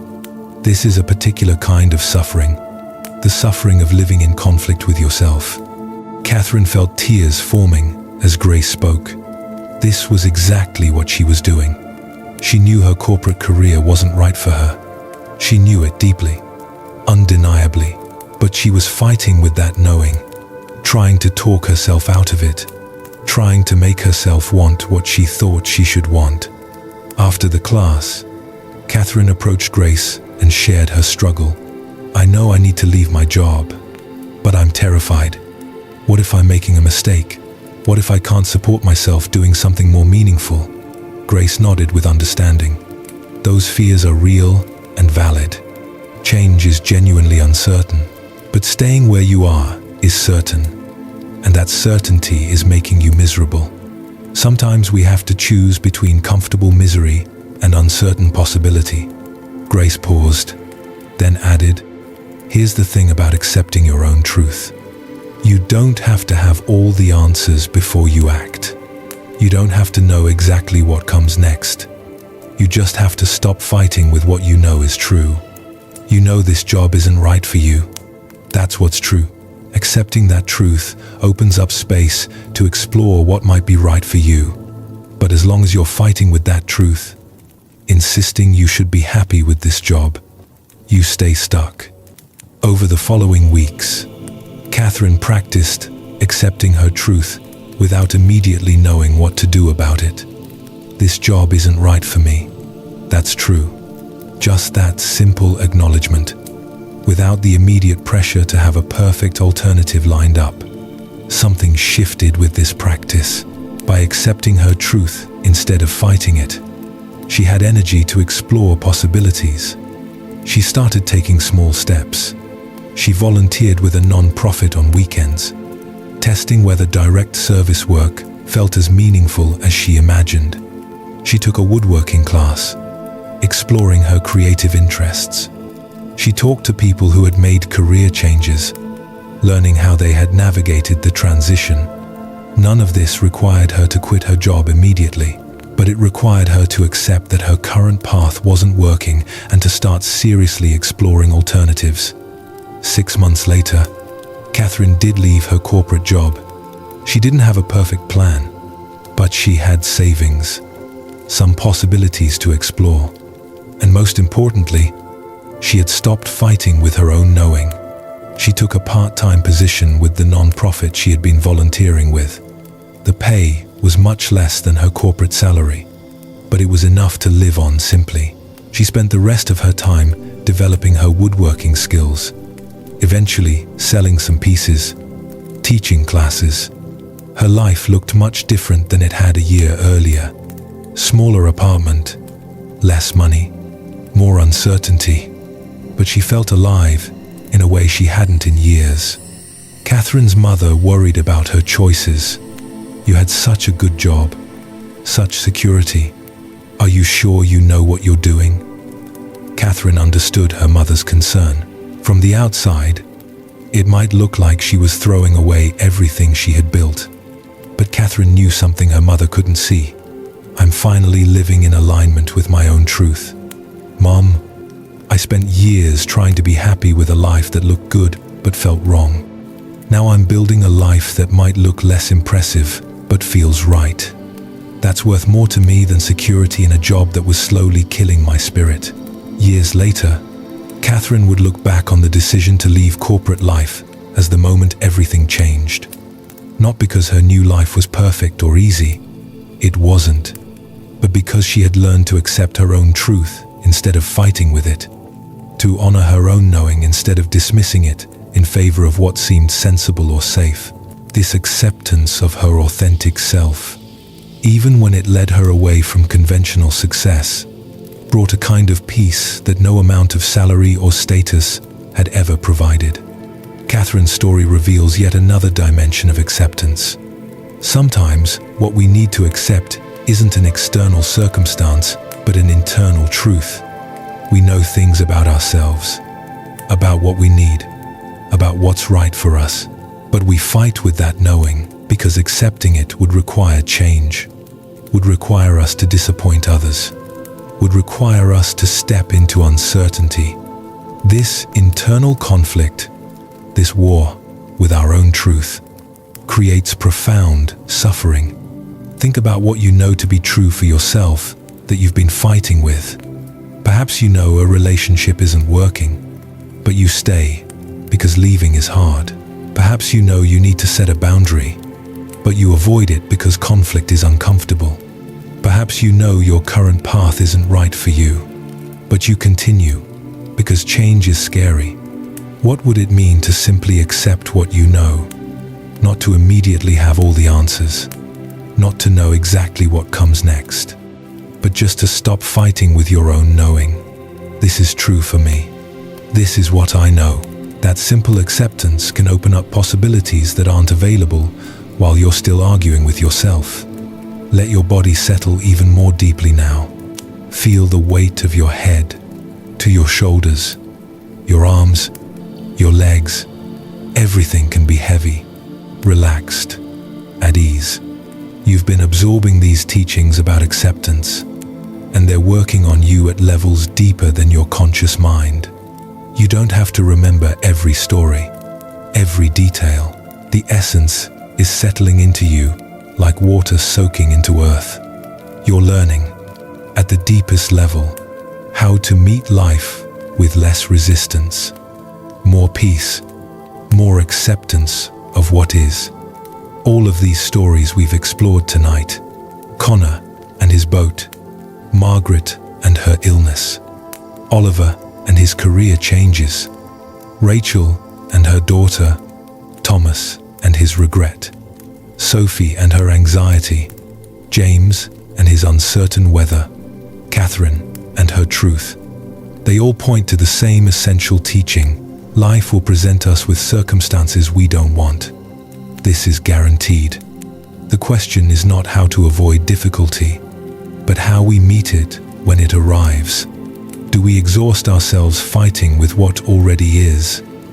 Or do we practice acceptance, acknowledging reality as it is, and from that place of clear seeing, respond with wisdom? Acceptance is not weakness. It's not giving up. It's not becoming passive or indifferent. True acceptance is one of the most powerful practices available to us because it frees our energy from impossible fights and makes that energy available for wise action. When Connor accepted that his boat was gone, he could focus on rebuilding instead of drowning in anger about the storm. When Margaret accepted her diagnosis, she could create a meaningful life within her new limitations instead of exhausting herself denying reality. When Oliver accepted the new teaching standards, he could work skillfully within them instead of staying stuck in bitter resistance. When Rachel accepted Amy's choices, their relationship could finally deepen. When Thomas accepted his past decision, he could finally be present for his actual life. When Sophie accepted her anxiety, it lost its power to control her. When James accepted uncertainty, he could farm with flexibility instead of fighting for impossible certainty. When Catherine accepted her truth, she could finally build a life aligned with her authentic self. See the pattern? Acceptance doesn't solve all problems. Connor still had to work to get another boat. Margaret still had to deal with her illness. Oliver still worked in an imperfect system. Rachel still worried about her daughter sometimes. Thomas still had moments of regret. Sophie still experienced anxiety. James still dealt with unpredictable weather. Catherine still faced uncertainty and challenges. but none of them were suffering about their suffering anymore. They had learned to meet difficulty without adding layers of resistance to it. This is the freedom Buddhism offers. Not freedom from pain, which is impossible, but freedom from the suffering we create by fighting with pain. As you rest here, breathing slowly, sinking deeper, consider what you might be fighting with in your own life. Not to solve it right now, not to figure it all out, but just to notice. Where are you exhausting yourself arguing with what already is? Where are you insisting that things should be different than they are? Where are you fighting with the past, with other people's choices, with your own limitations, with uncertainty, with your own truth? Just notice, gently, without judgment, and then see if you can practice the simplest form of acceptance. Just acknowledging what is true, not approving of it, not liking it, not wanting it to be true. Just acknowledging that it is true. This situation exists. That's what is. This feeling is here. That's what's happening. This person made this choice. That's what occurred. This is uncertain. That's the truth. I know this about myself. That's real.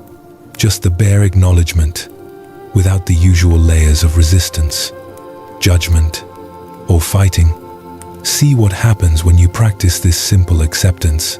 You might notice a kind of softening, a releasing of tension you didn't even know you were holding. This is what acceptance feels like. Not giving up, but letting go of the exhausting fight with what cannot be changed. Your breath continues, in and out, without your effort. Your heart beats without your conscious control. Your body knows how to rest, how to release, how to prepare for sleep. You can trust these natural processes. You can trust that you don't have to figure everything out tonight. You can trust that acceptance is available to you whenever you choose it. It's always just here, in this moment, in this breath, the simple acknowledgement of what is, without resistance. This is the gateway to peace. Take another slow breath now, feeling it move all the way down into your belly. Let your whole body soften with the exhale, releasing any remaining tension. You are safe here. You are held by this moment. You can let go of trying to control or fix or figure out anything. Right now, you can simply be, simply rest, simply accept what is. Buddhism teaches that acceptance is not a one-time achievement, but a continuous practice. You don't accept something once, and then you're done. You practice accepting, again and again, as new difficulties arise, as old patterns resurface, as life continues to present you with circumstances that challenge you. Each time you notice yourself fighting with what is, you have an opportunity to practice, to pause, to acknowledge what's true, to release the resistance, to meet this moment as it actually is. This practice gets easier with repetition, but it never becomes unnecessary. Life keeps teaching us, keeps offering us opportunities to practice acceptance, keeps inviting us to let go of the fight with reality. And here's something beautiful about this practice. The more you accept what is, the more energy you have available for what matters. All the energy you were using to fight with reality becomes available for actually living. You can be more present with the people you love. You can engage more fully with your work. You can notice beauty and joy and connection that were always there, but that you were too caught up in resistance to see. Acceptance doesn't make your life smaller. It makes it bigger because you're finally available for the full experience of it. Think of acceptance as a kind of radical honesty. You're simply seeing what's true without the filter of your preferences, your judgments, your demands about how things should be. This moment, exactly as it is the only moment you actually have. The past is gone, unchangeable, finished. The future hasn't arrived yet and remains uncertain no matter how much you plan. This moment, right now, is all there is. And in this moment, what is true? Set aside what you wish were true. Set aside what you think should be true. What is actually true right now? Maybe you're experiencing some physical discomfort. Maybe there's some worry in your mind. Maybe you're tired, or sad, or anxious. Maybe you're peaceful and comfortable. Whatever's true right now, can you simply acknowledge it without fighting with it? This is acceptance at its most basic. Not changing what is. Not fixing what is.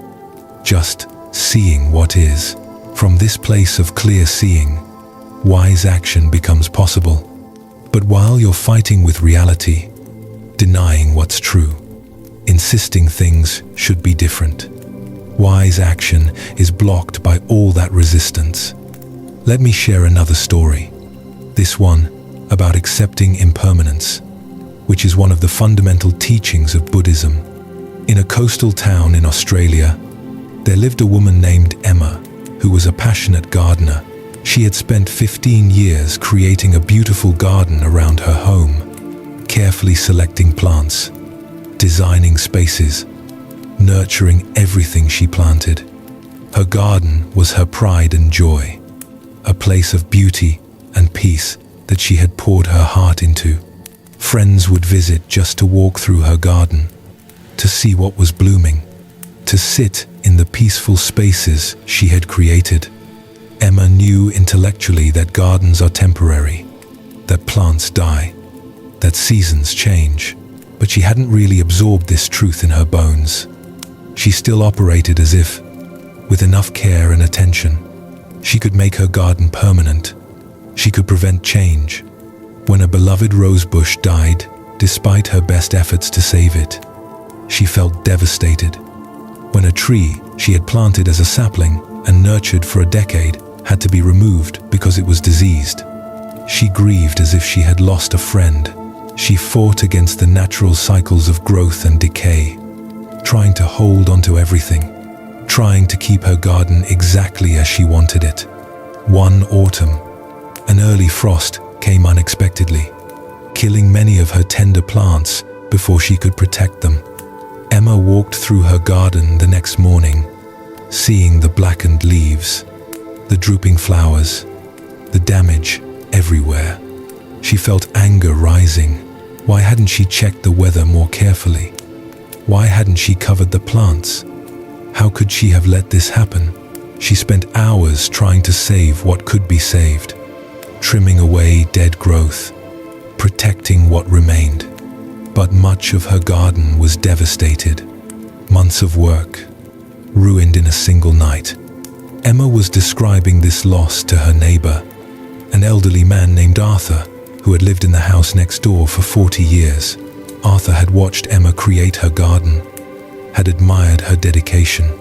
He listened to her frustration, her grief, her anger at the frost.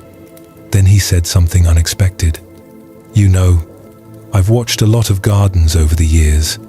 My wife, before she passed, she gardened too, loved it like you do. And one thing I learned from watching her is that fighting with impermanence in a garden is fighting with the very nature of gardening. Gardens are all about change. That's their essence." Emma looked at him, confused. "But I want my garden to last. I want the plants I've nurtured to survive." Arthur nodded. "Of course you do. That's natural. But Emma, your garden has never been permanent. It's been changing since the day you planted the first seed. Some things thrived. Some died. New things came in. Old things passed away. You were just able to control enough of that change to feel like the garden was stable. But it never was.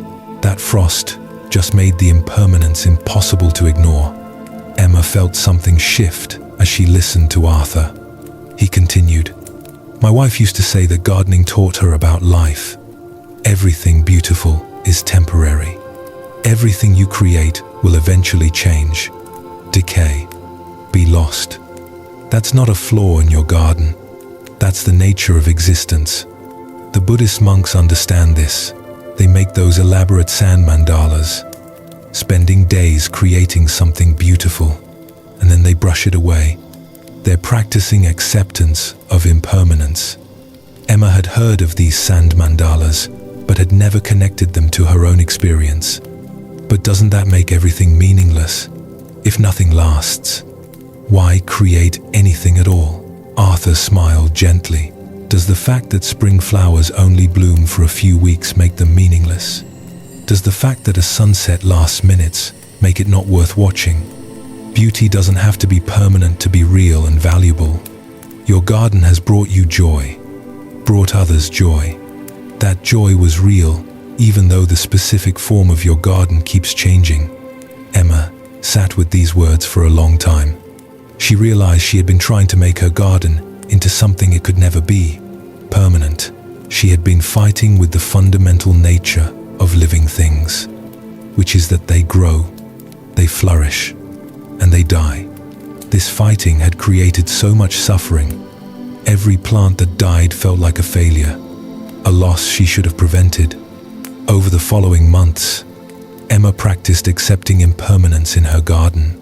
When plants died, she would pause and acknowledge, this plant had its time, and now that time is over. That's the nature of living things.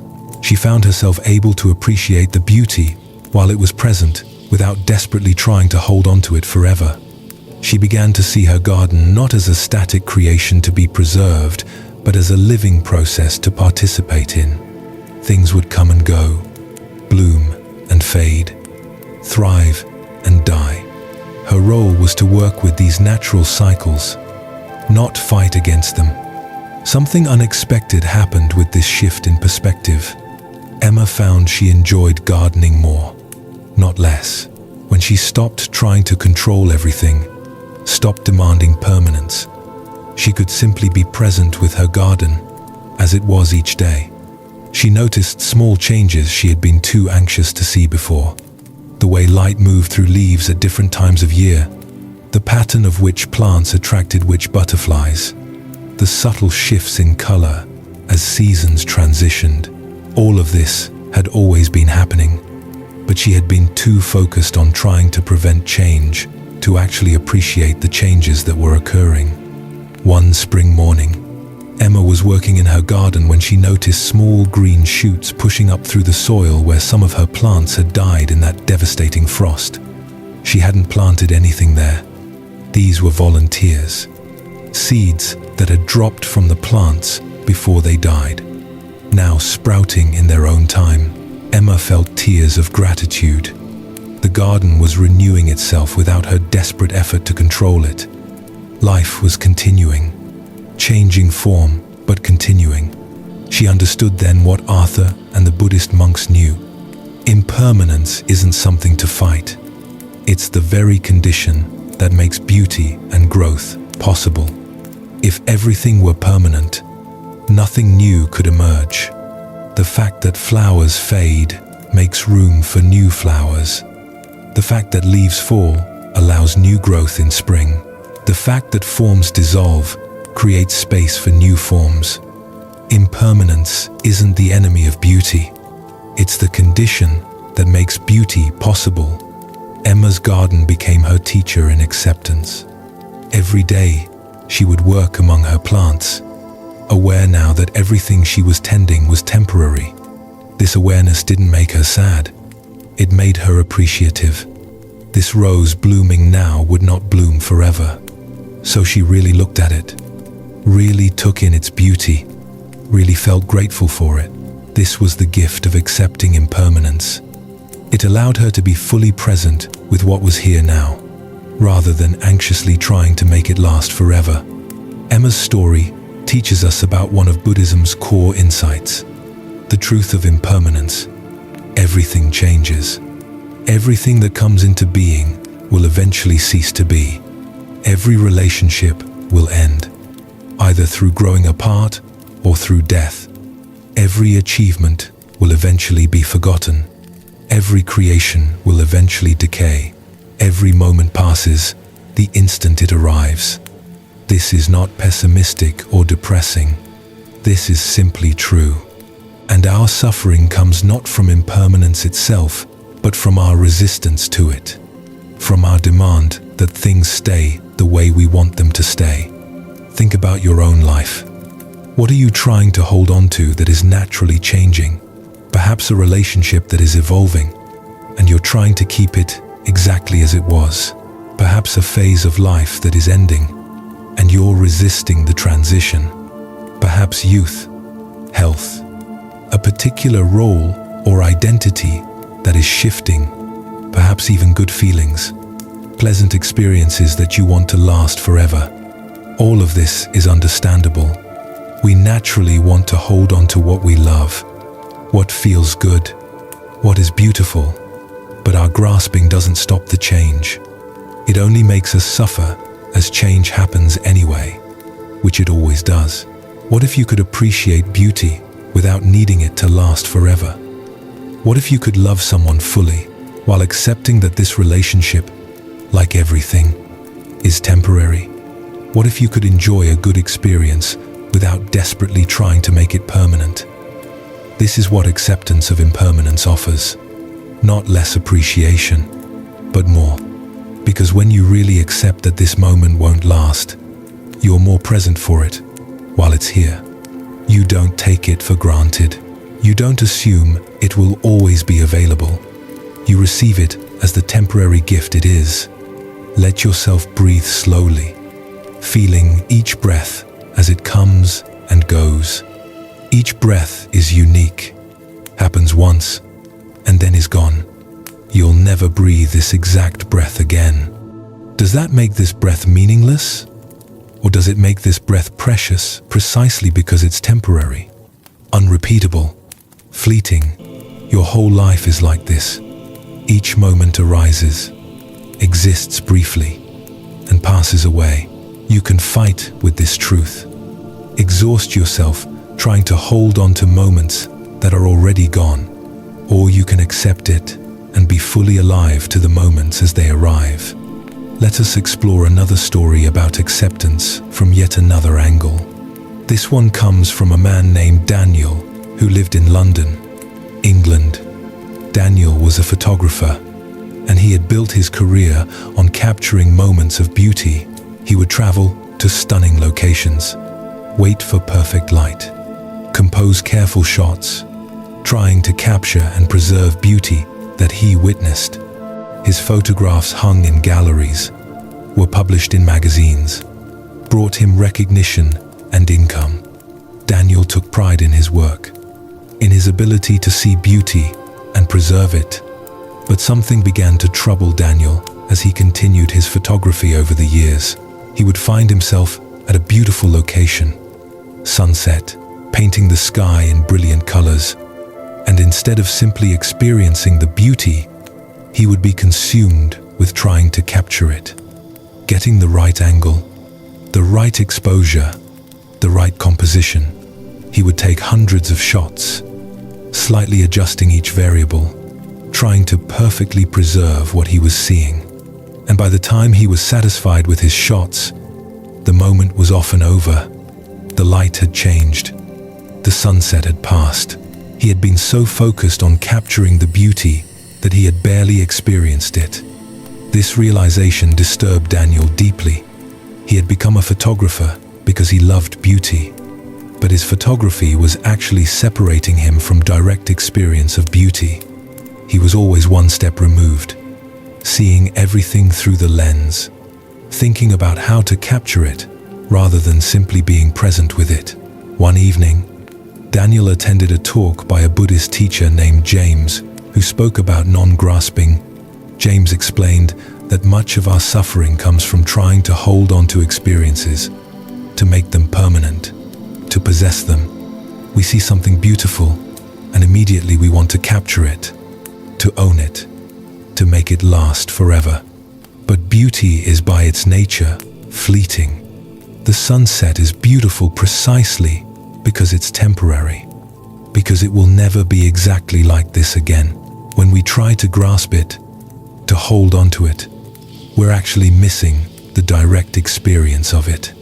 Daniel felt struck by these words. This was exactly what he was experiencing. His constant photographing was a form of grasping, trying to hold on to beauty that was by nature impermanent. After the talk, he approached James and shared his struggle. But I'm a photographer. Capturing beauty is literally my profession. Are you saying I shouldn't photograph anything? James smiled. I'm not saying what you should or shouldn't do, but I'm inviting you to notice the difference between photographing from a place of presence versus photographing from a place of grasping. Can you take a photograph while remaining present with the actual experience? Or does taking the photograph become a way to avoid the direct experience, to create the illusion that you can possess and preserve something that is fundamentally unpossessable?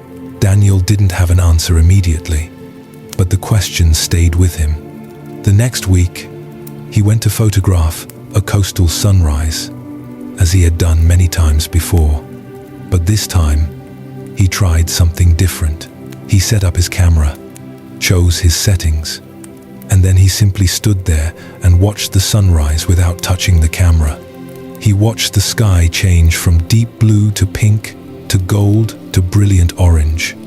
He felt the cool morning air on his skin. He heard the waves, the seabirds calling. He simply experienced the beauty without trying to capture it.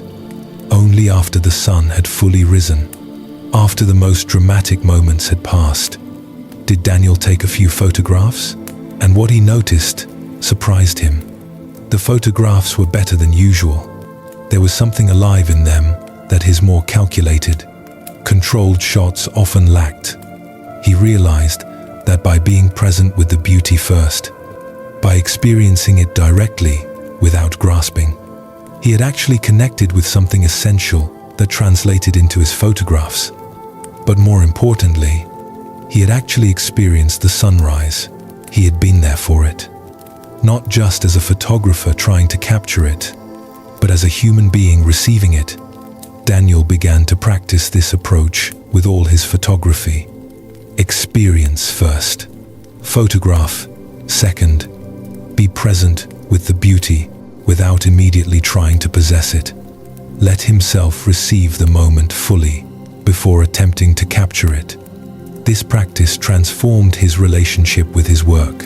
Photography stopped being about grasping and holding on, and became about honoring beauty by first receiving it fully, and then, if it felt right, creating an image to share with others.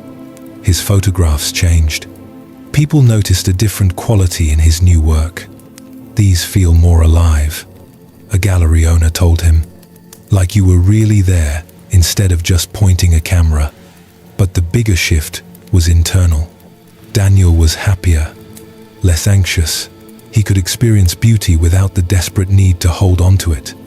He understood that the sunset would pass whether he photographed it or not. The beauty was temporary. His photographs were just images, representations, not the actual experience. The actual experience could only be had in the moment, with full presence, with acceptance of its temporary nature. This acceptance didn't diminish the beauty, it enhanced it. When you really accept that something won't last, you're more available to appreciate it while it's here. Years later, Daniel was asked to teach a photography workshop.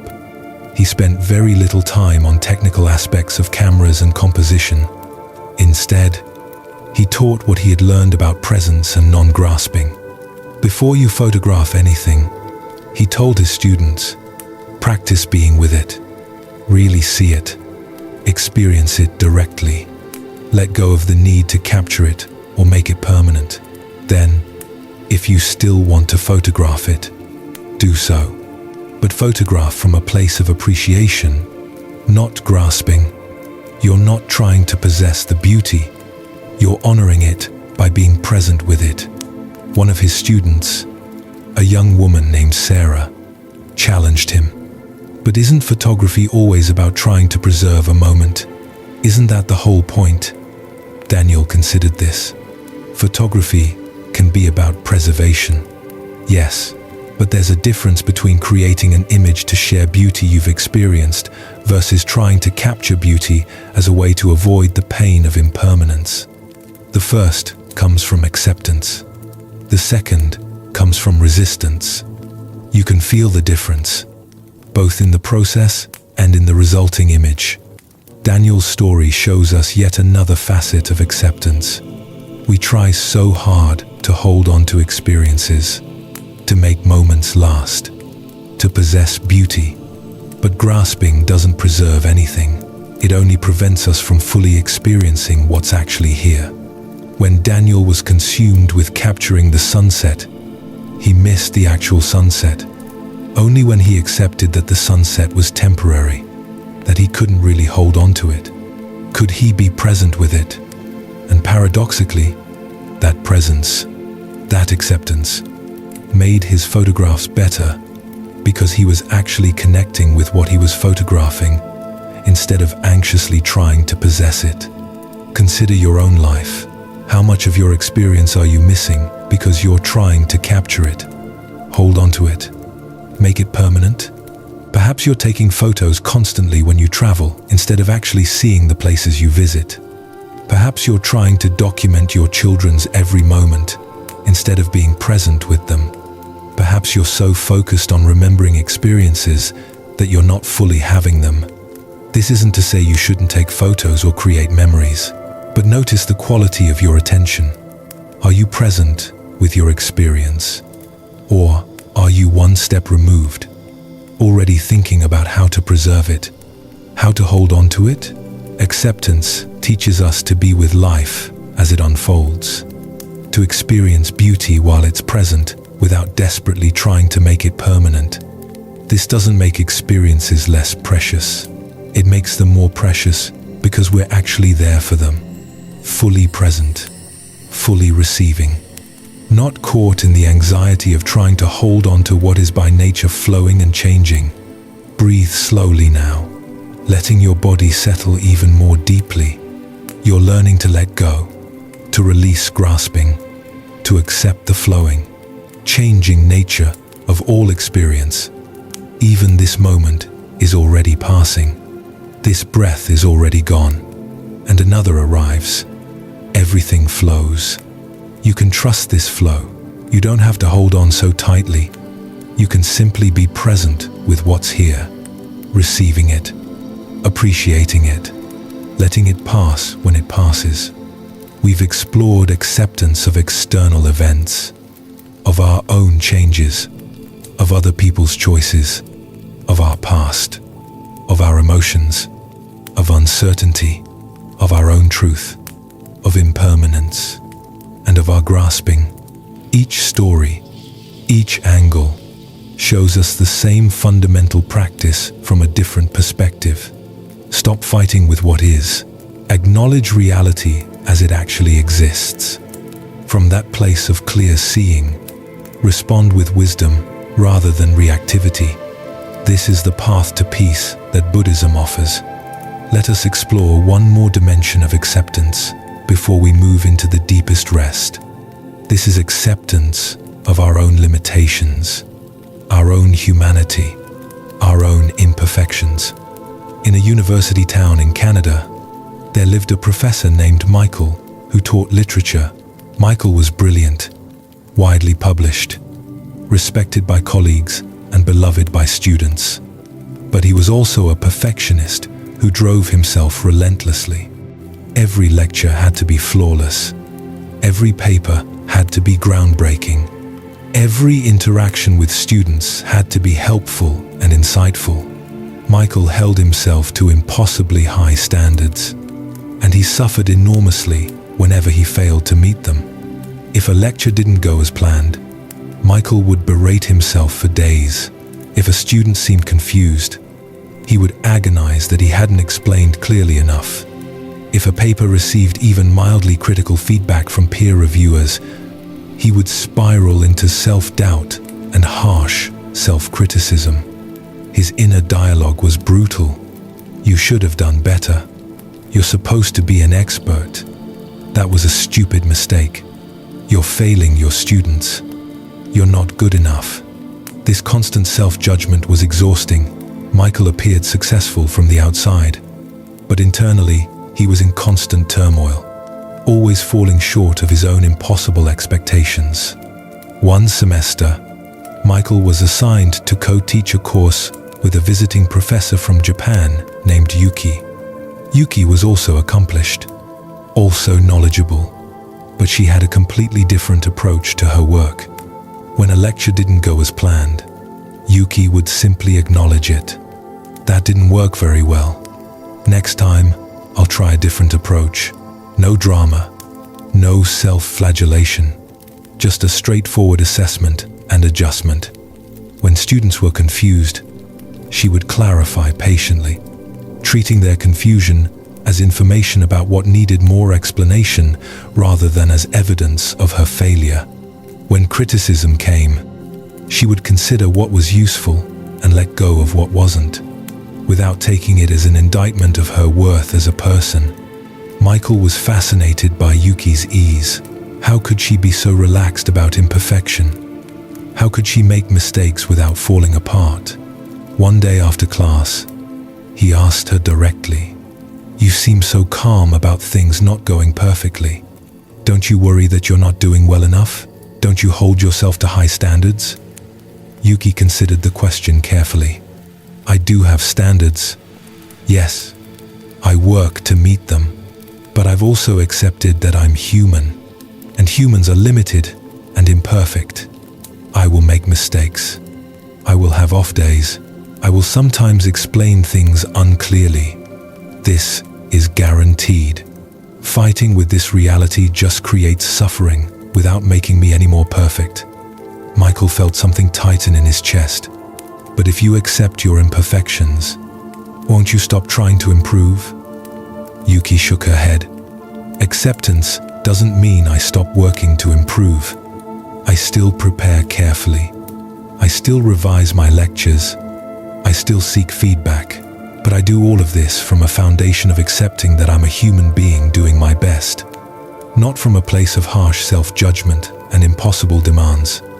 The strange thing is, accepting my humanity actually makes me more effective, not less. When I'm not consumed with self-criticism, I have more energy for actually doing good work." This idea was radical to Michael. His entire life had been driven by the belief that harsh self-judgment kept him striving for excellence. If he accepted his limitations, his imperfections, wouldn't he become lazy, mediocre, complacent? But he watched Yuki teach for the rest of the semester, and what he saw challenged all his assumptions. Yuki was excellent. Her lectures were engaging. Her feedback to students was thoughtful. Her scholarship was rigorous. But she did all of this with a kind of ease that Michael had never experienced. She wasn't driven by fear of not being good enough. She was motivated by genuine interest and care. At the end of the semester, Michael asked Yuki if she would teach him more about this acceptance of imperfection. Yuki smiled. "It's a Buddhist practice called self-compassion. Instead of treating yourself harshly when you make mistakes or fall short, you treat yourself the way you would treat a good friend who was struggling. With kindness, with understanding, with patience." She paused, then continued. "When you make a mistake, what do you say to yourself?" Michael thought about it. Usually something like, "That was stupid. You should know better. What's wrong with you?" Yuki nodded. "And if a colleague made the same mistake, what would you say to them?" Michael realized immediately where she was going. "I'd probably say something like, 'These things happen. Don't worry about it. We all make mistakes sometimes.'" "Exactly," Yuki said. "You offer compassion to others, but cruelty to yourself. This double standard creates enormous suffering. What if you spoke to yourself the way you speak to people you care about?" Michael had never considered this. His harsh self-criticism felt necessary, like the only thing preventing him from becoming lazy or careless. But Yuki challenged this belief. Has being harsh with yourself made you perfect? Has self-criticism eliminated all your mistakes? Michael had to admit it hadn't. Then maybe it's not as effective as you think. Maybe there's another way. Over the following months, Michael practiced what Yuki had taught him. When he made a mistake or fell short of his standards, he would pause and ask himself, what would I say to Yuki if she had done this? Then he would try to speak to himself with that same compassion. At first, it felt strange, almost indulgent, but gradually, something began to shift. He noticed he was less anxious about his work. He could try new approaches in his teaching without paralyzing fear of failure, because he knew that if they didn't work, he could simply adjust rather than condemning himself. He made mistakes and could learn from them without spiraling into self-loathing. Paradoxically, accepting his imperfections didn't make Michael's work worse. If anything, it improved. He had more creative energy because he wasn't spending it all on self-criticism. He took more intellectual risks because failure didn't feel catastrophic anymore. His students noticed the change too. "Professor Michael, you seem different this year." One of them commented, "More relaxed or something. It makes the class more enjoyable." Michael realized that his perfectionism hadn't just been hurting him. It had created tension in his classroom that his students had absorbed. His acceptance of his own humanity created space for students to accept their own humanity too, to learn from mistakes rather than being paralyzed by fear of making them. A year after his semester teaching with Yuki, Michael attended a workshop on mindfulness and self-compassion, led by a psychologist named Dr. Kristin Neff. She spoke about research showing that self-compassion, far from making people complacent, actually increases motivation and resilience. When you're harsh with yourself, Dr. Neff explained, you create shame and fear. These emotions are paralyzing. They make you want to hide, to avoid challenges where you might fail. But when you treat yourself with compassion, when you accept that imperfection is part of being human, you feel safe enough to try, to risk, to grow. She continued, self-compassion has 3 components. First, self-kindness instead of self-judgment. Second, common humanity instead of isolation, recognizing that everyone struggles, everyone makes mistakes, everyone is imperfect. Third, mindfulness instead of over-identification, seeing your difficulties clearly without exaggerating them or being consumed by them. Michael realized he had been failing on all 3 counts. He was harsh with himself rather than kind. He felt isolated in his struggles, like he was the only one who couldn't live up to standards, and he was over-identified with his mistakes, letting them define him rather than seeing them as passing events. The workshop gave him practices to work with each component. For self-kindness, he learned to place his hand on his heart when he was struggling and speak to himself gently. This is hard right now. I'm doing my best. It's okay to be imperfect. For common humanity, he practiced reminding himself that every professor struggles sometimes. Every teacher has difficult days. Every human being knows the pain of falling short. He wasn't alone in this. For mindfulness, he practiced noticing his self-critical thoughts without believing them or fighting with them. There's a thought that I'm not good enough. Just a thought doesn't make it true. These practices transformed Michael's relationship with himself. He began to understand that acceptance of his imperfections wasn't giving up on growth. It was creating the foundation for sustainable growth. When he approached his work from self-compassion rather than self-criticism, he was motivated by care rather than fear. He wanted to teach well because he cared about his students and his subject, not because he was terrified of being inadequate. This shift made all the difference. 5 years later, Michael wrote an article about perfectionism in academia. drawing on both his personal experience and his research into Buddhist psychology. He argued that academic culture's emphasis on excellence often slides into perfectionism, creating an epidemic of anxiety, burnout, and imposter syndrome among both faculty and students. He proposed that accepting our humanity, our limitations, our imperfections, far from lowering standards, actually creates the psychological safety necessary for genuine excellence. The article struck a chord. Michael received hundreds of emails from colleagues sharing their own struggles with perfectionism. Their relief at seeing someone speak openly about the suffering it creates. Their gratitude for the alternative framework of self-compassion. One colleague wrote, "I've been an academic for 30 years, and I've been miserable most of that time because I could never live up to my own impossible standards. Your article gave me permission to be human. It's changing my life." Michael understood. He had lived that misery, and accepting his imperfection had freed him from it. Not by making him less excellent, but by allowing him to pursue excellence from a place of wholeness, rather than from a desperate attempt to fix his fundamental inadequacy. Michael's story shows us something crucial about acceptance. Sometimes, what we most need to accept is ourselves, our limitations, our mistakes, our imperfections, our humanity. We carry these impossible standards, these harsh inner voices that tell us we should be better, do more, never fail, never struggle, and we suffer enormously under the weight of these demands.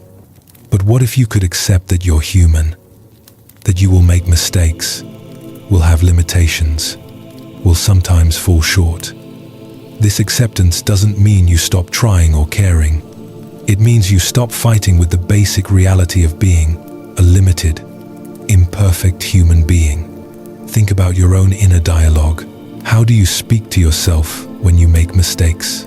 When you fail at something? When you don't live up to your own expectations? Is your inner voice kind and supportive, or harsh and critical? Most of us have internalized a cruel inner critic that we would never tolerate if it were an actual person speaking to us. But because it's our own voice, we believe it. We accept its judgments. We let it define our worth. What would change if you practiced self-compassion instead? If you spoke to yourself the way you would speak to someone you truly cared about? If you accepted your imperfection as part of being human rather than as evidence of your inadequacy? Let yourself rest even more deeply now. Your body is heavy, relaxed, sinking into complete ease. You don't have to be perfect. You don't have to have everything figured out. You don't have to be anything other than what you are right now. A human being, doing your best, learning as you go. Imperfect, and that's okay.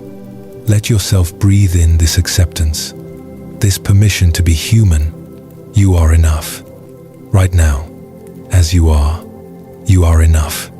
We've journeyed through so many stories tonight, each one revealing a different facet of acceptance. Connor and his boat teaching us about accepting external loss. Margaret and her illness showing us acceptance of changes in ourselves. Oliver and his career demonstrating acceptance within difficult circumstances. Rachel and Amy revealing acceptance of others' choices. Thomas and his regret illustrating acceptance of the past. Sophie and her anxiety showing acceptance of our emotions. James and his farm teaching acceptance of uncertainty. Catherine and her career change demonstrating acceptance of our own truth. Emma and her garden revealing acceptance of impermanence.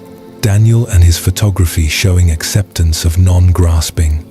Michael and his perfectionism teaching acceptance of our own humanity. All of these stories, all of these people discovered the same essential truth. Fighting with reality creates suffering. Accepting reality creates peace. Not because reality becomes perfect when we accept it, but because we stop adding our resistance to whatever difficulty is already present. This is the gift of acceptance. Not that life becomes easy, but that we learn to meet difficulty without making it harder than it needs to be. We learn to feel pain without creating suffering about the pain. We learn to experience loss without fighting with the fact of loss. We learn to be human without condemning ourselves for our humanity. As you rest here now, breathing slowly and deeply, let these teachings work on you at levels beyond your conscious understanding. You don't need to remember every story, every detail, every name. What matters is the essence settling into you, the practice of acceptance becoming available to you whenever you need it, the simple recognition that this moment, exactly as it is the only moment you have, and you can meet it with resistance or with acceptance. The choice is always yours, moment by moment, breath by breath. Feel the weight of your body completely supported. Feel how you can release all effort, all holding, all tension. Your body knows how to rest. Your breath knows how to flow. You can trust these natural processes. You can trust that acceptance is always available, just here, in this simple acknowledgement of what is. No force needed, no effort required, just a gentle releasing of the fight, a softening into what is already true. Let me offer you one final story before we move into the closing of our time together. This story brings together many of the themes we've explored tonight. In a small town in Wales, there lived a woman named Helen who had experienced more than her share of difficulty. She had lost her husband to illness when she was still young, leaving her to raise 2 children alone. She had struggled financially, working multiple jobs to make ends meet. One of her children had battled addiction, putting Helen through years of worry and heartbreak. She had her own health challenges, chronic pain that made simple tasks difficult. From the outside, Helen's life looked hard, and it was hard. The difficulties were real, but what surprised everyone who knew Helen was her quality of presence. Despite everything she had been through, despite ongoing challenges, Helen had a kind of peace about her that was palpable. She wasn't pretending everything was fine. She was honest about her struggles. "I'm not immune to difficulty." She paused, looking out her window at the rain falling. "But I learned something years ago that changed everything. I learned to stop fighting with my life. I used to spend so much energy being angry that these things happened to me. Why did my husband have to die? Why did my son have to struggle with addiction? Why do I have to live with pain? All these whys, all this resistance to what was already true. It was exhausting, and it didn't change anything except make me more miserable." Sarah listened intently. "So, what changed?" Helen smiled slightly. "I went to a Buddhist retreat, actually, sort of by accident. A friend invited me, and I had nothing else to do that weekend. The teacher talked about acceptance, and at first I was angry. I thought she was telling me to just accept terrible things, to give up, to stop caring. But that's not what she meant at all. She was teaching us to stop fighting with what has already happened, to acknowledge what is true, and from that place of truth, to respond skillfully." Helen continued. She used this metaphor that really struck me. She said, "If you're in a river being swept downstream and you fight against the current, you exhaust yourself and you still go downstream. I can't change it by being angry about it. My son struggled with addiction. That happened. My resistance to that fact didn't help him or me. My body has chronic pain. That's my current reality. Fighting with it doesn't make it go away. It just adds emotional suffering to physical pain." She paused, then added, "But accepting what is doesn't mean I stopped caring or trying. I still work to support my son's recovery. I still manage my pain with various treatments. I still grieve my husband, but I do all of this from a place of accepting reality as it is, not from a place of fighting with it. Sarah felt something opening in her own heart as Helen spoke. That actually sounds harder than fighting. How do you practice that? Helen nodded. It is hard at first. It goes against everything we've been taught. We think we should fight, should resist, should never accept things we don't like. But I practice it very simply. When I notice myself fighting with reality, I pause and ask myself, what's actually true right now? Not what I wish were true, not what should be true, what actually is true. And then I acknowledge it. My husband is gone. That's true. My body hurts today. That's true. My son is struggling. That's true. Just the bare facts, without all the stories about how it shouldn't be this way. Helen continued. And here's what I've discovered. When I accept what is true, I have so much more energy for actually dealing with my life. All the energy I was using to fight with reality becomes available for living. I can be present with my children instead of being lost in anger about being a widow. I can manage my pain skillfully instead of being consumed with resentment about having it. I can support my son's recovery instead of torturing myself with questions about where I went wrong. Acceptance freed me to actually live my life instead of fighting with it. Sarah felt tears forming. I've been fighting with so much in my own life. My divorce, my financial struggles, the fact that I'm aging and my body isn't what it used to be. I'm exhausted from the fight. Helen reached over and took Sarah's hand. I know, most of us are exhausted from fighting battles we can't win. The past is already done. Our bodies are what they are. Other people make their own choices. Circumstances are often beyond our control. Fighting with these realities is like punching the ocean and being angry it doesn't stop waving. The ocean doesn't care. It keeps waving, and we just hurt our hands. This image struck Sarah deeply. She had been punching the ocean, hadn't she? Raging at her ex-husband's choices, furious about her financial situation, in denial about her aging body. None of this fighting had changed anything. It had only made her bitter and exhausted. How do I start? Sarah asked. How do I practice this acceptance you're talking about? Helen thought for a moment. Start small. Pick one thing you've been fighting with, just one, and practice acknowledging what's true about it.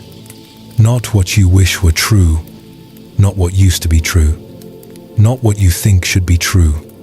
What's actually true right now? Say it out loud if that helps. This is what is, and notice what happens in your body when you stop fighting. Even for a moment, Sarah tried it right there, with Helen holding her hand. My marriage ended. That's what is. She felt a wave of sadness. But underneath the sadness, something else. A kind of relief.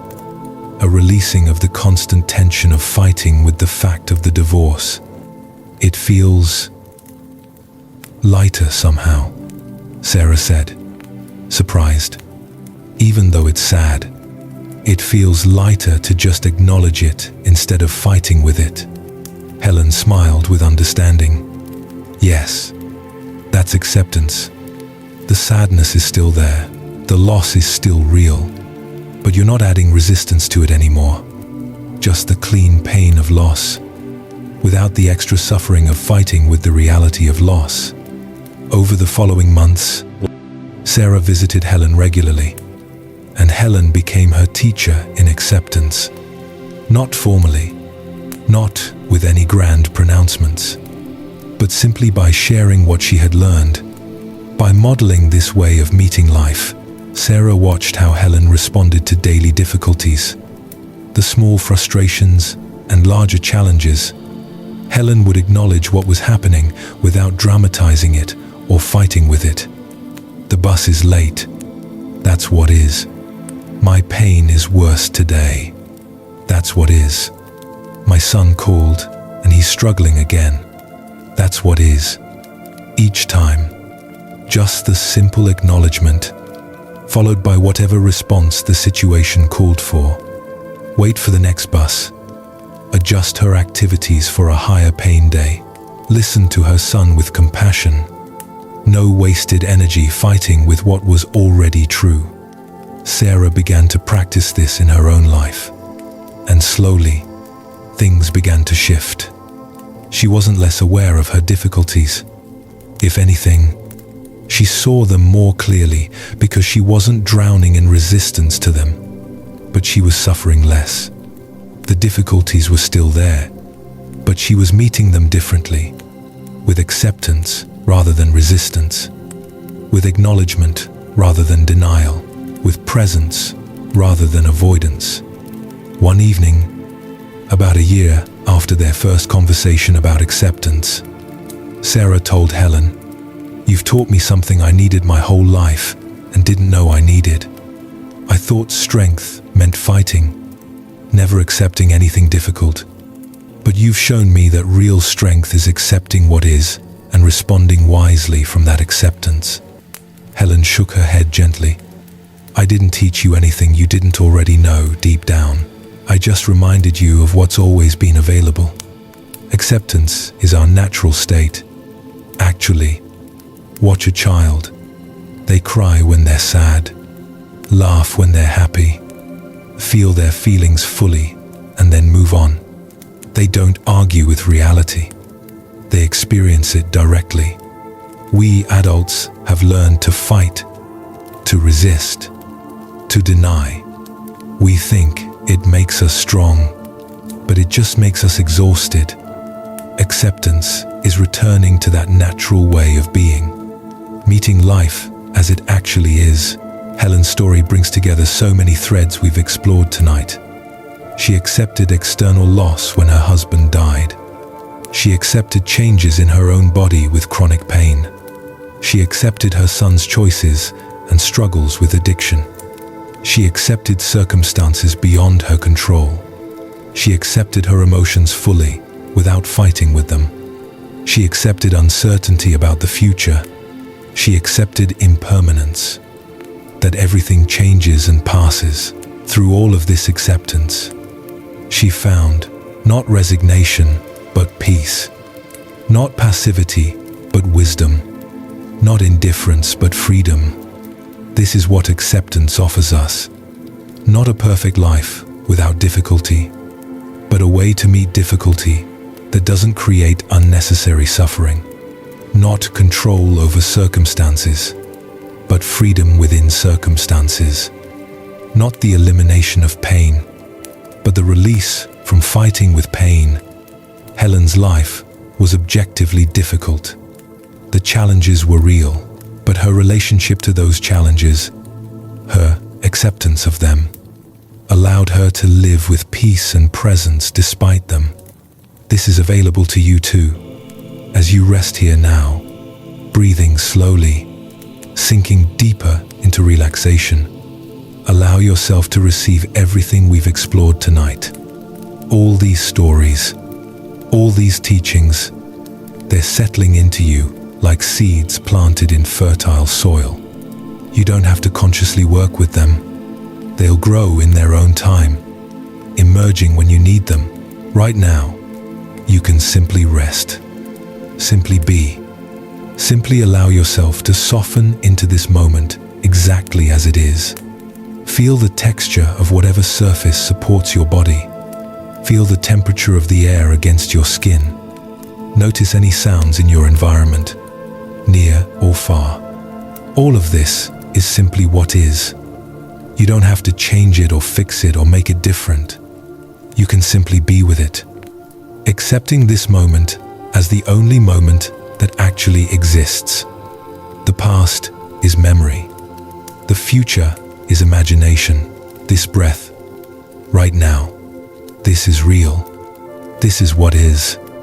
And you can meet it with acceptance, with presence, with peace. Let your whole body release now. Feel your feet heavy and relaxed, your legs sinking down, all tension draining away, your hips and lower back softening, supported, at ease, your belly rising and falling gently with each breath. No effort needed, your chest open and relaxed, your heart beating steadily without your conscious control, your shoulders dropping, releasing any holding there, your arms heavy at your sides, hands softly curled, fingers relaxed, your neck long and easy, your jaw unclenched, your face smooth and peaceful, even your eyes resting behind closed lids. No need to see anything right now. Just darkness, just rest, just acceptance of this moment of complete ease. Buddhism teaches that acceptance is not just a practice for difficult times. It's a way of being with all of life. When something pleasant happens, you can accept it fully, enjoy it completely, without grasping or trying to make it permanent. When something neutral happens, you can accept it too. Be present with the ordinary moments that make up most of life. And when something difficult happens, as it will, you can accept that too, meeting the difficulty without adding resistance to it. This is how we practice, in every moment, with every experience. Asking ourselves, can I accept what is? Can I meet this moment as it actually is rather than as I wish it would be? This doesn't mean you never work to change things. Helen still worked to support her son. James still adapted his farming. Catherine still made changes to align her life with her truth. Acceptance and action are not opposites. In fact, acceptance makes wise action possible, because when you see reality clearly, when you're not wasting energy fighting with what is, you can respond skillfully to what's actually needed. But the action comes from a place of peace rather than from anxiety or resistance. This makes all the difference. Think about water flowing around a rock in a stream. The water doesn't fight with the rock, doesn't insist the rock should move, doesn't create elaborate arguments about why the rock shouldn't be there. The water simply accepts the rock as part of the landscape and flows around it. This is acceptance in action. Not passive, not weak, but fluid, adaptive, wise. The water still moves toward its destination. The rock doesn't stop it. The water just adjusts its path. This is how we can be too, meeting obstacles, accepting they're there, and flowing around them rather than exhausting ourselves trying to fight through them. Your life has probably presented you with many rocks in your stream. Losses, disappointments, limitations, changes you didn't want. You may have spent a lot of energy fighting with these rocks, insisting they shouldn't be there, trying to move them through force of will or anger or denial. And the rocks remained. They always do, because they're real. They're part of your landscape. But you can stop fighting with them. You can accept that they're there and flow around them. This doesn't mean you like the rocks or want them there. It means you acknowledge their reality and respond wisely instead of exhausting yourself in impossible fights. Let yourself breathe even more slowly now. Each exhale can be a release, a letting go, a softening into acceptance, breathing out tension, breathing out resistance, breathing out the fight, breathing in peace, breathing in acceptance, breathing in the simple reality of this moment. You are here. You are breathing. You are alive. This is what is, and it is enough. You are enough. Right now, exactly as you are. You are enough.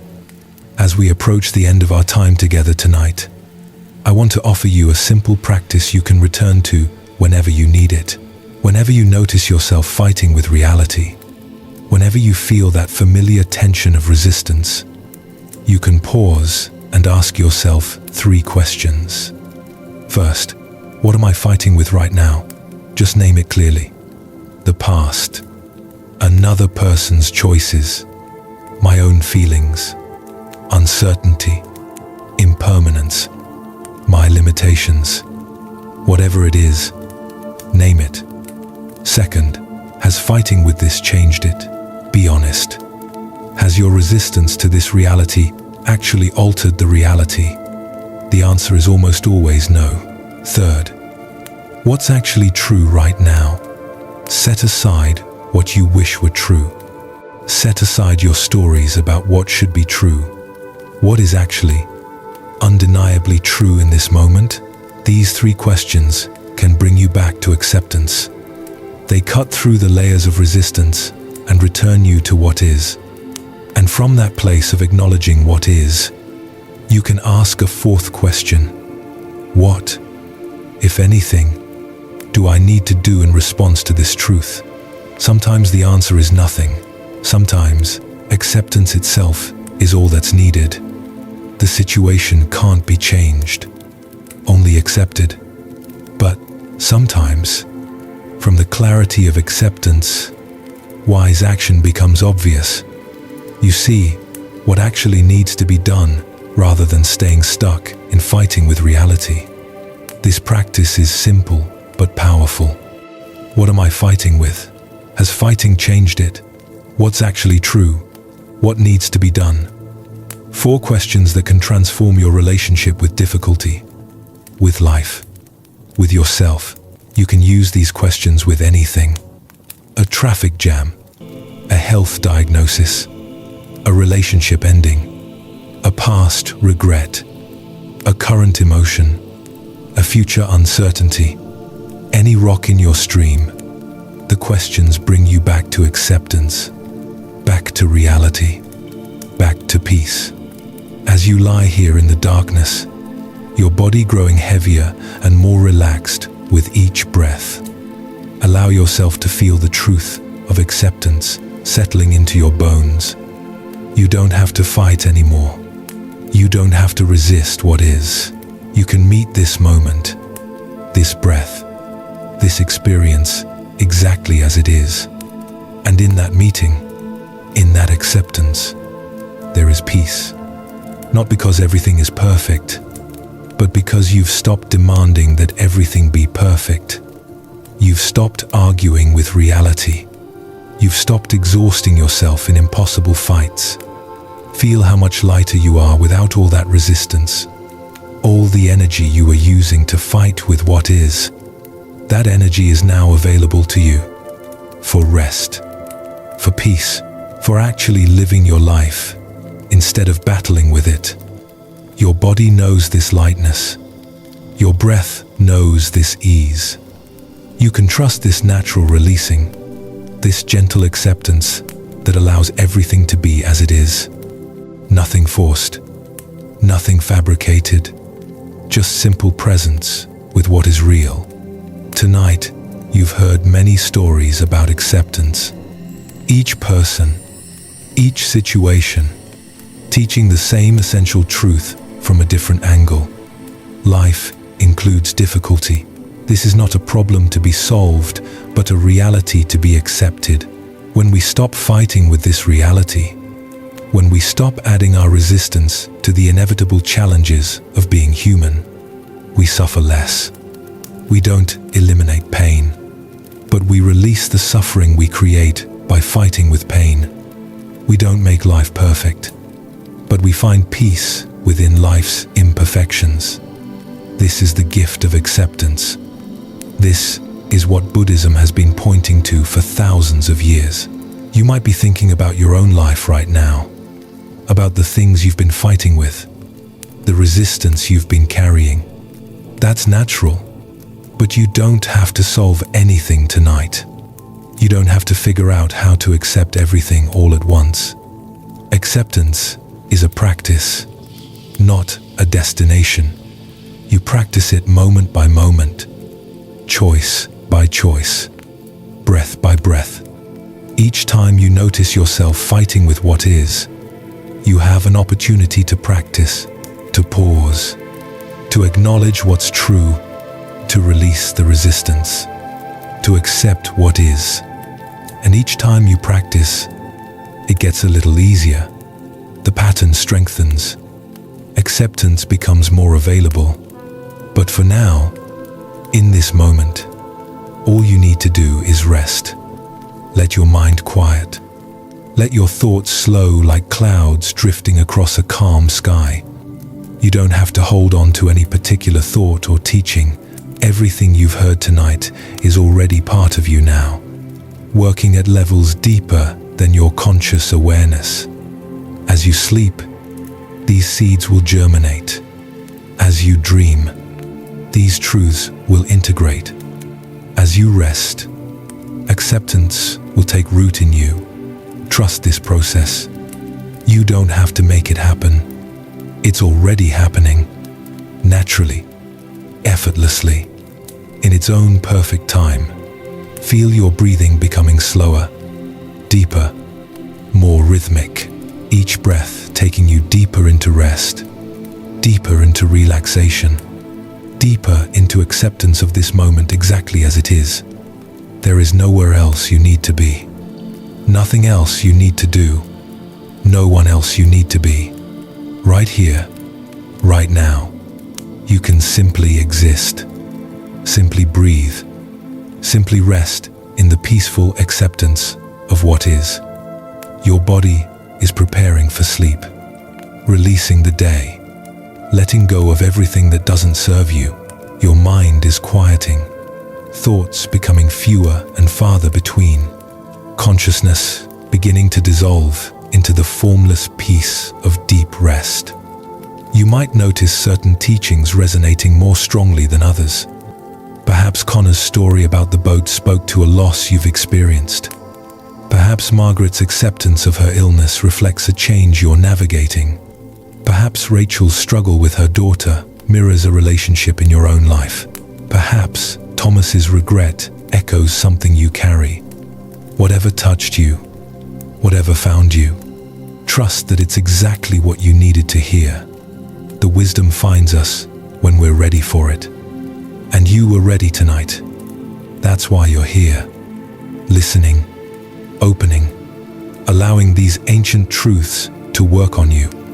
Buddhism doesn't ask you to believe anything on faith. It invites you to test these teachings in your own experience, to try acceptance and see what happens, to notice the difference between fighting with reality and accepting reality, to experiment with meeting your life as it actually is, rather than as you wish it would be. And what you'll find, if you practice honestly, is what countless people before you have found. That acceptance doesn't make you weak. It makes you strong. It doesn't make you passive. It makes you wise.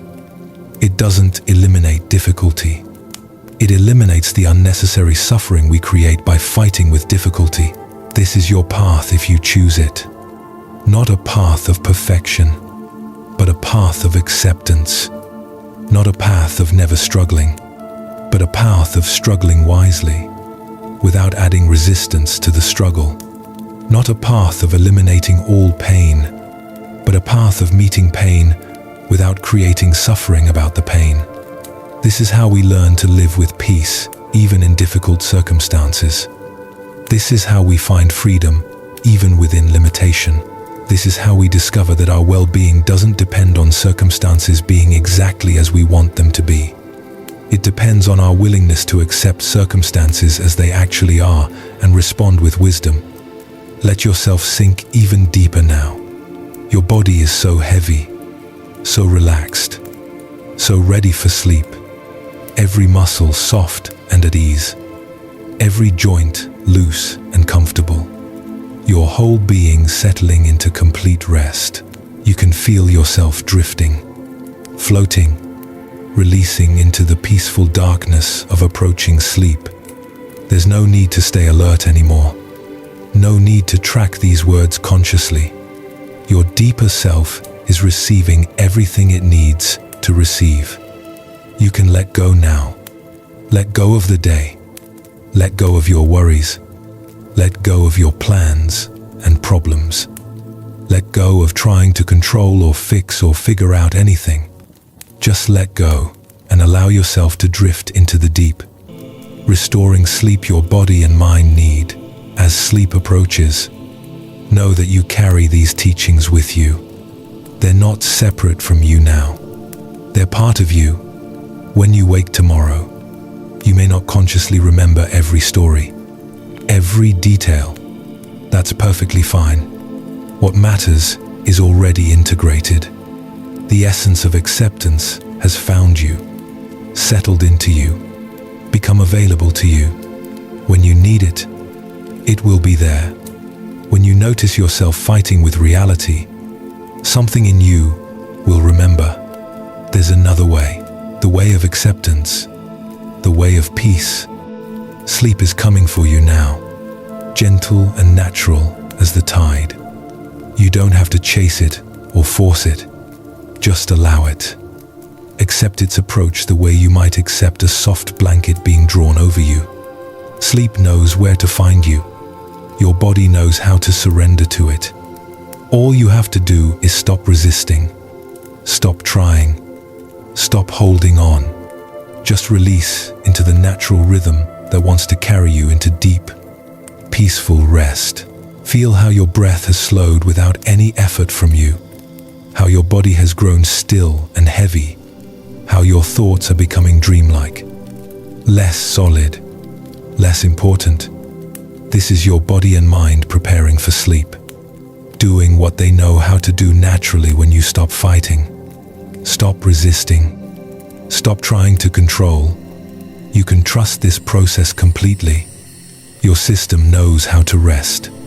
You just need to allow it, to accept it, to let it happen. Perhaps you notice a thought drifting through about something you need to do tomorrow.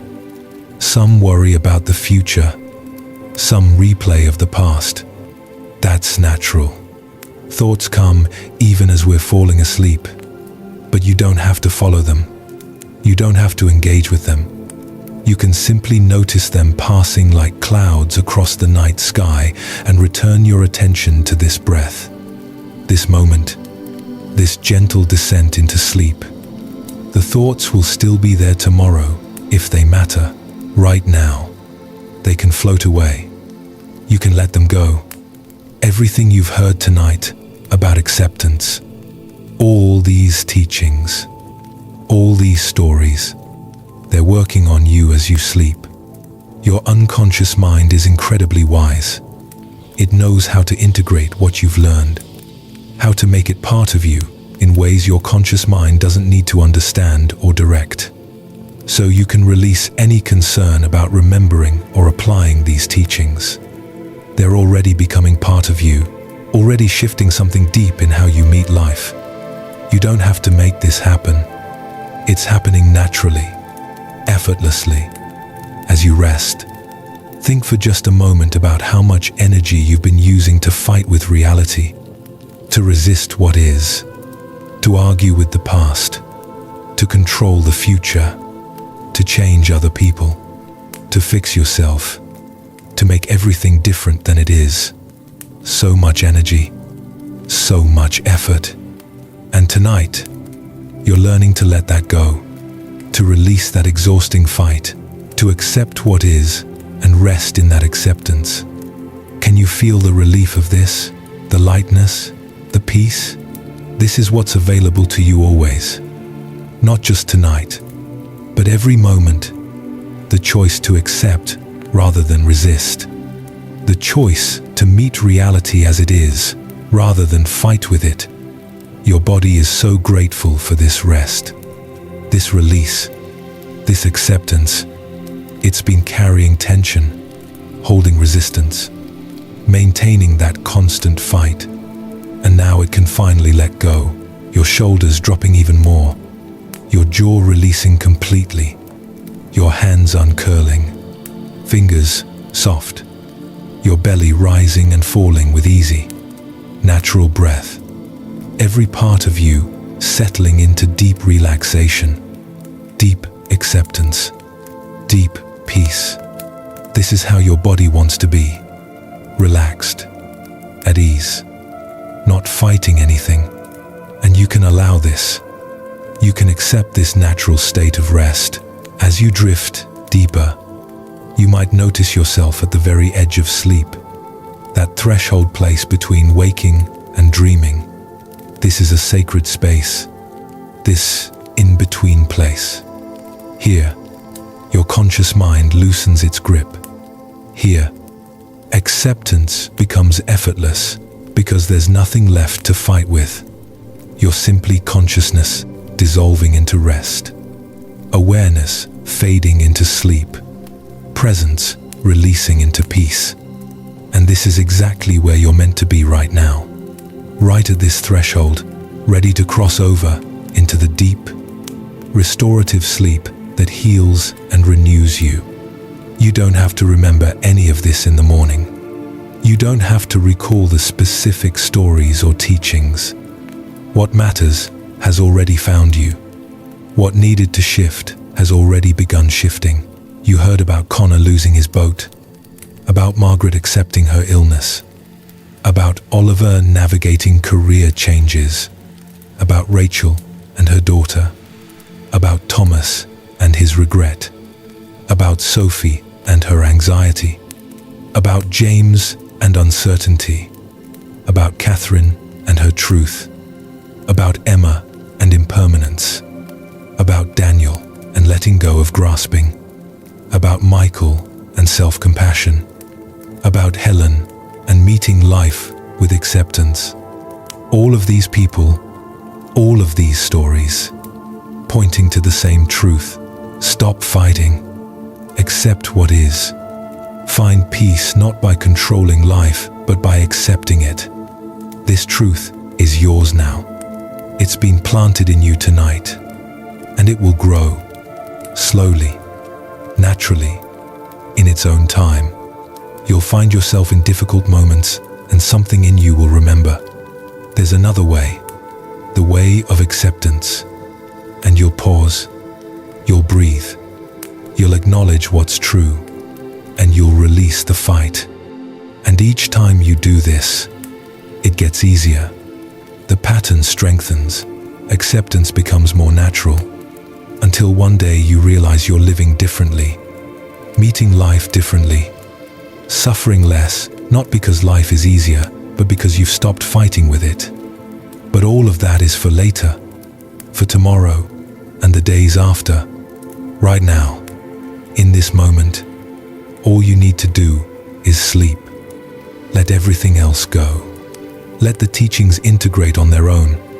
Let sleep carry you into its dark, peaceful depths. You are safe. You are held.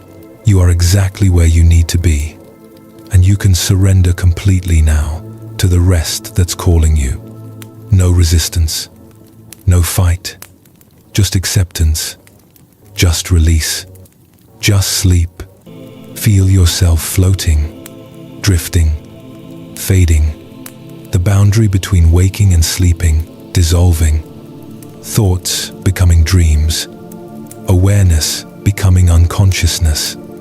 Everything softening, releasing, letting go. Your breath so slow and deep now, each one taking you further into sleep. Your body so heavy and still, completely at rest. Your mind so quiet, so peaceful, so ready to let go completely. Sleep well, dear friend. Rest deeply. Let these teachings work on you in the silent darkness of sleep. Let acceptance find its way into your heart, into your bones, into your very being. And when you wake, you'll carry this peace with you. Not perfectly, not constantly, but more than before. A little more acceptance, a little less resistance, a little more peace. This is enough. You are enough. And this moment, exactly as it is enough. Let go now. Release everything. Fall into sleep like falling into warm, dark water. Let it hold you. Let it carry you. Let it take you into the deep. healing rest you need and deserve. Everything is okay. You are okay. You can stop trying now. You can stop fighting now. You can simply be, simply rest, simply sleep. Good night. Sleep peacefully. Accept this moment, this breath, this gentle surrender into sleep. All is well. You are well. Rest now, deeply and completely. The teachings will be there when you wake. But for now, just sleep, just rest. Just let go into the peaceful darkness that holds you with such gentleness.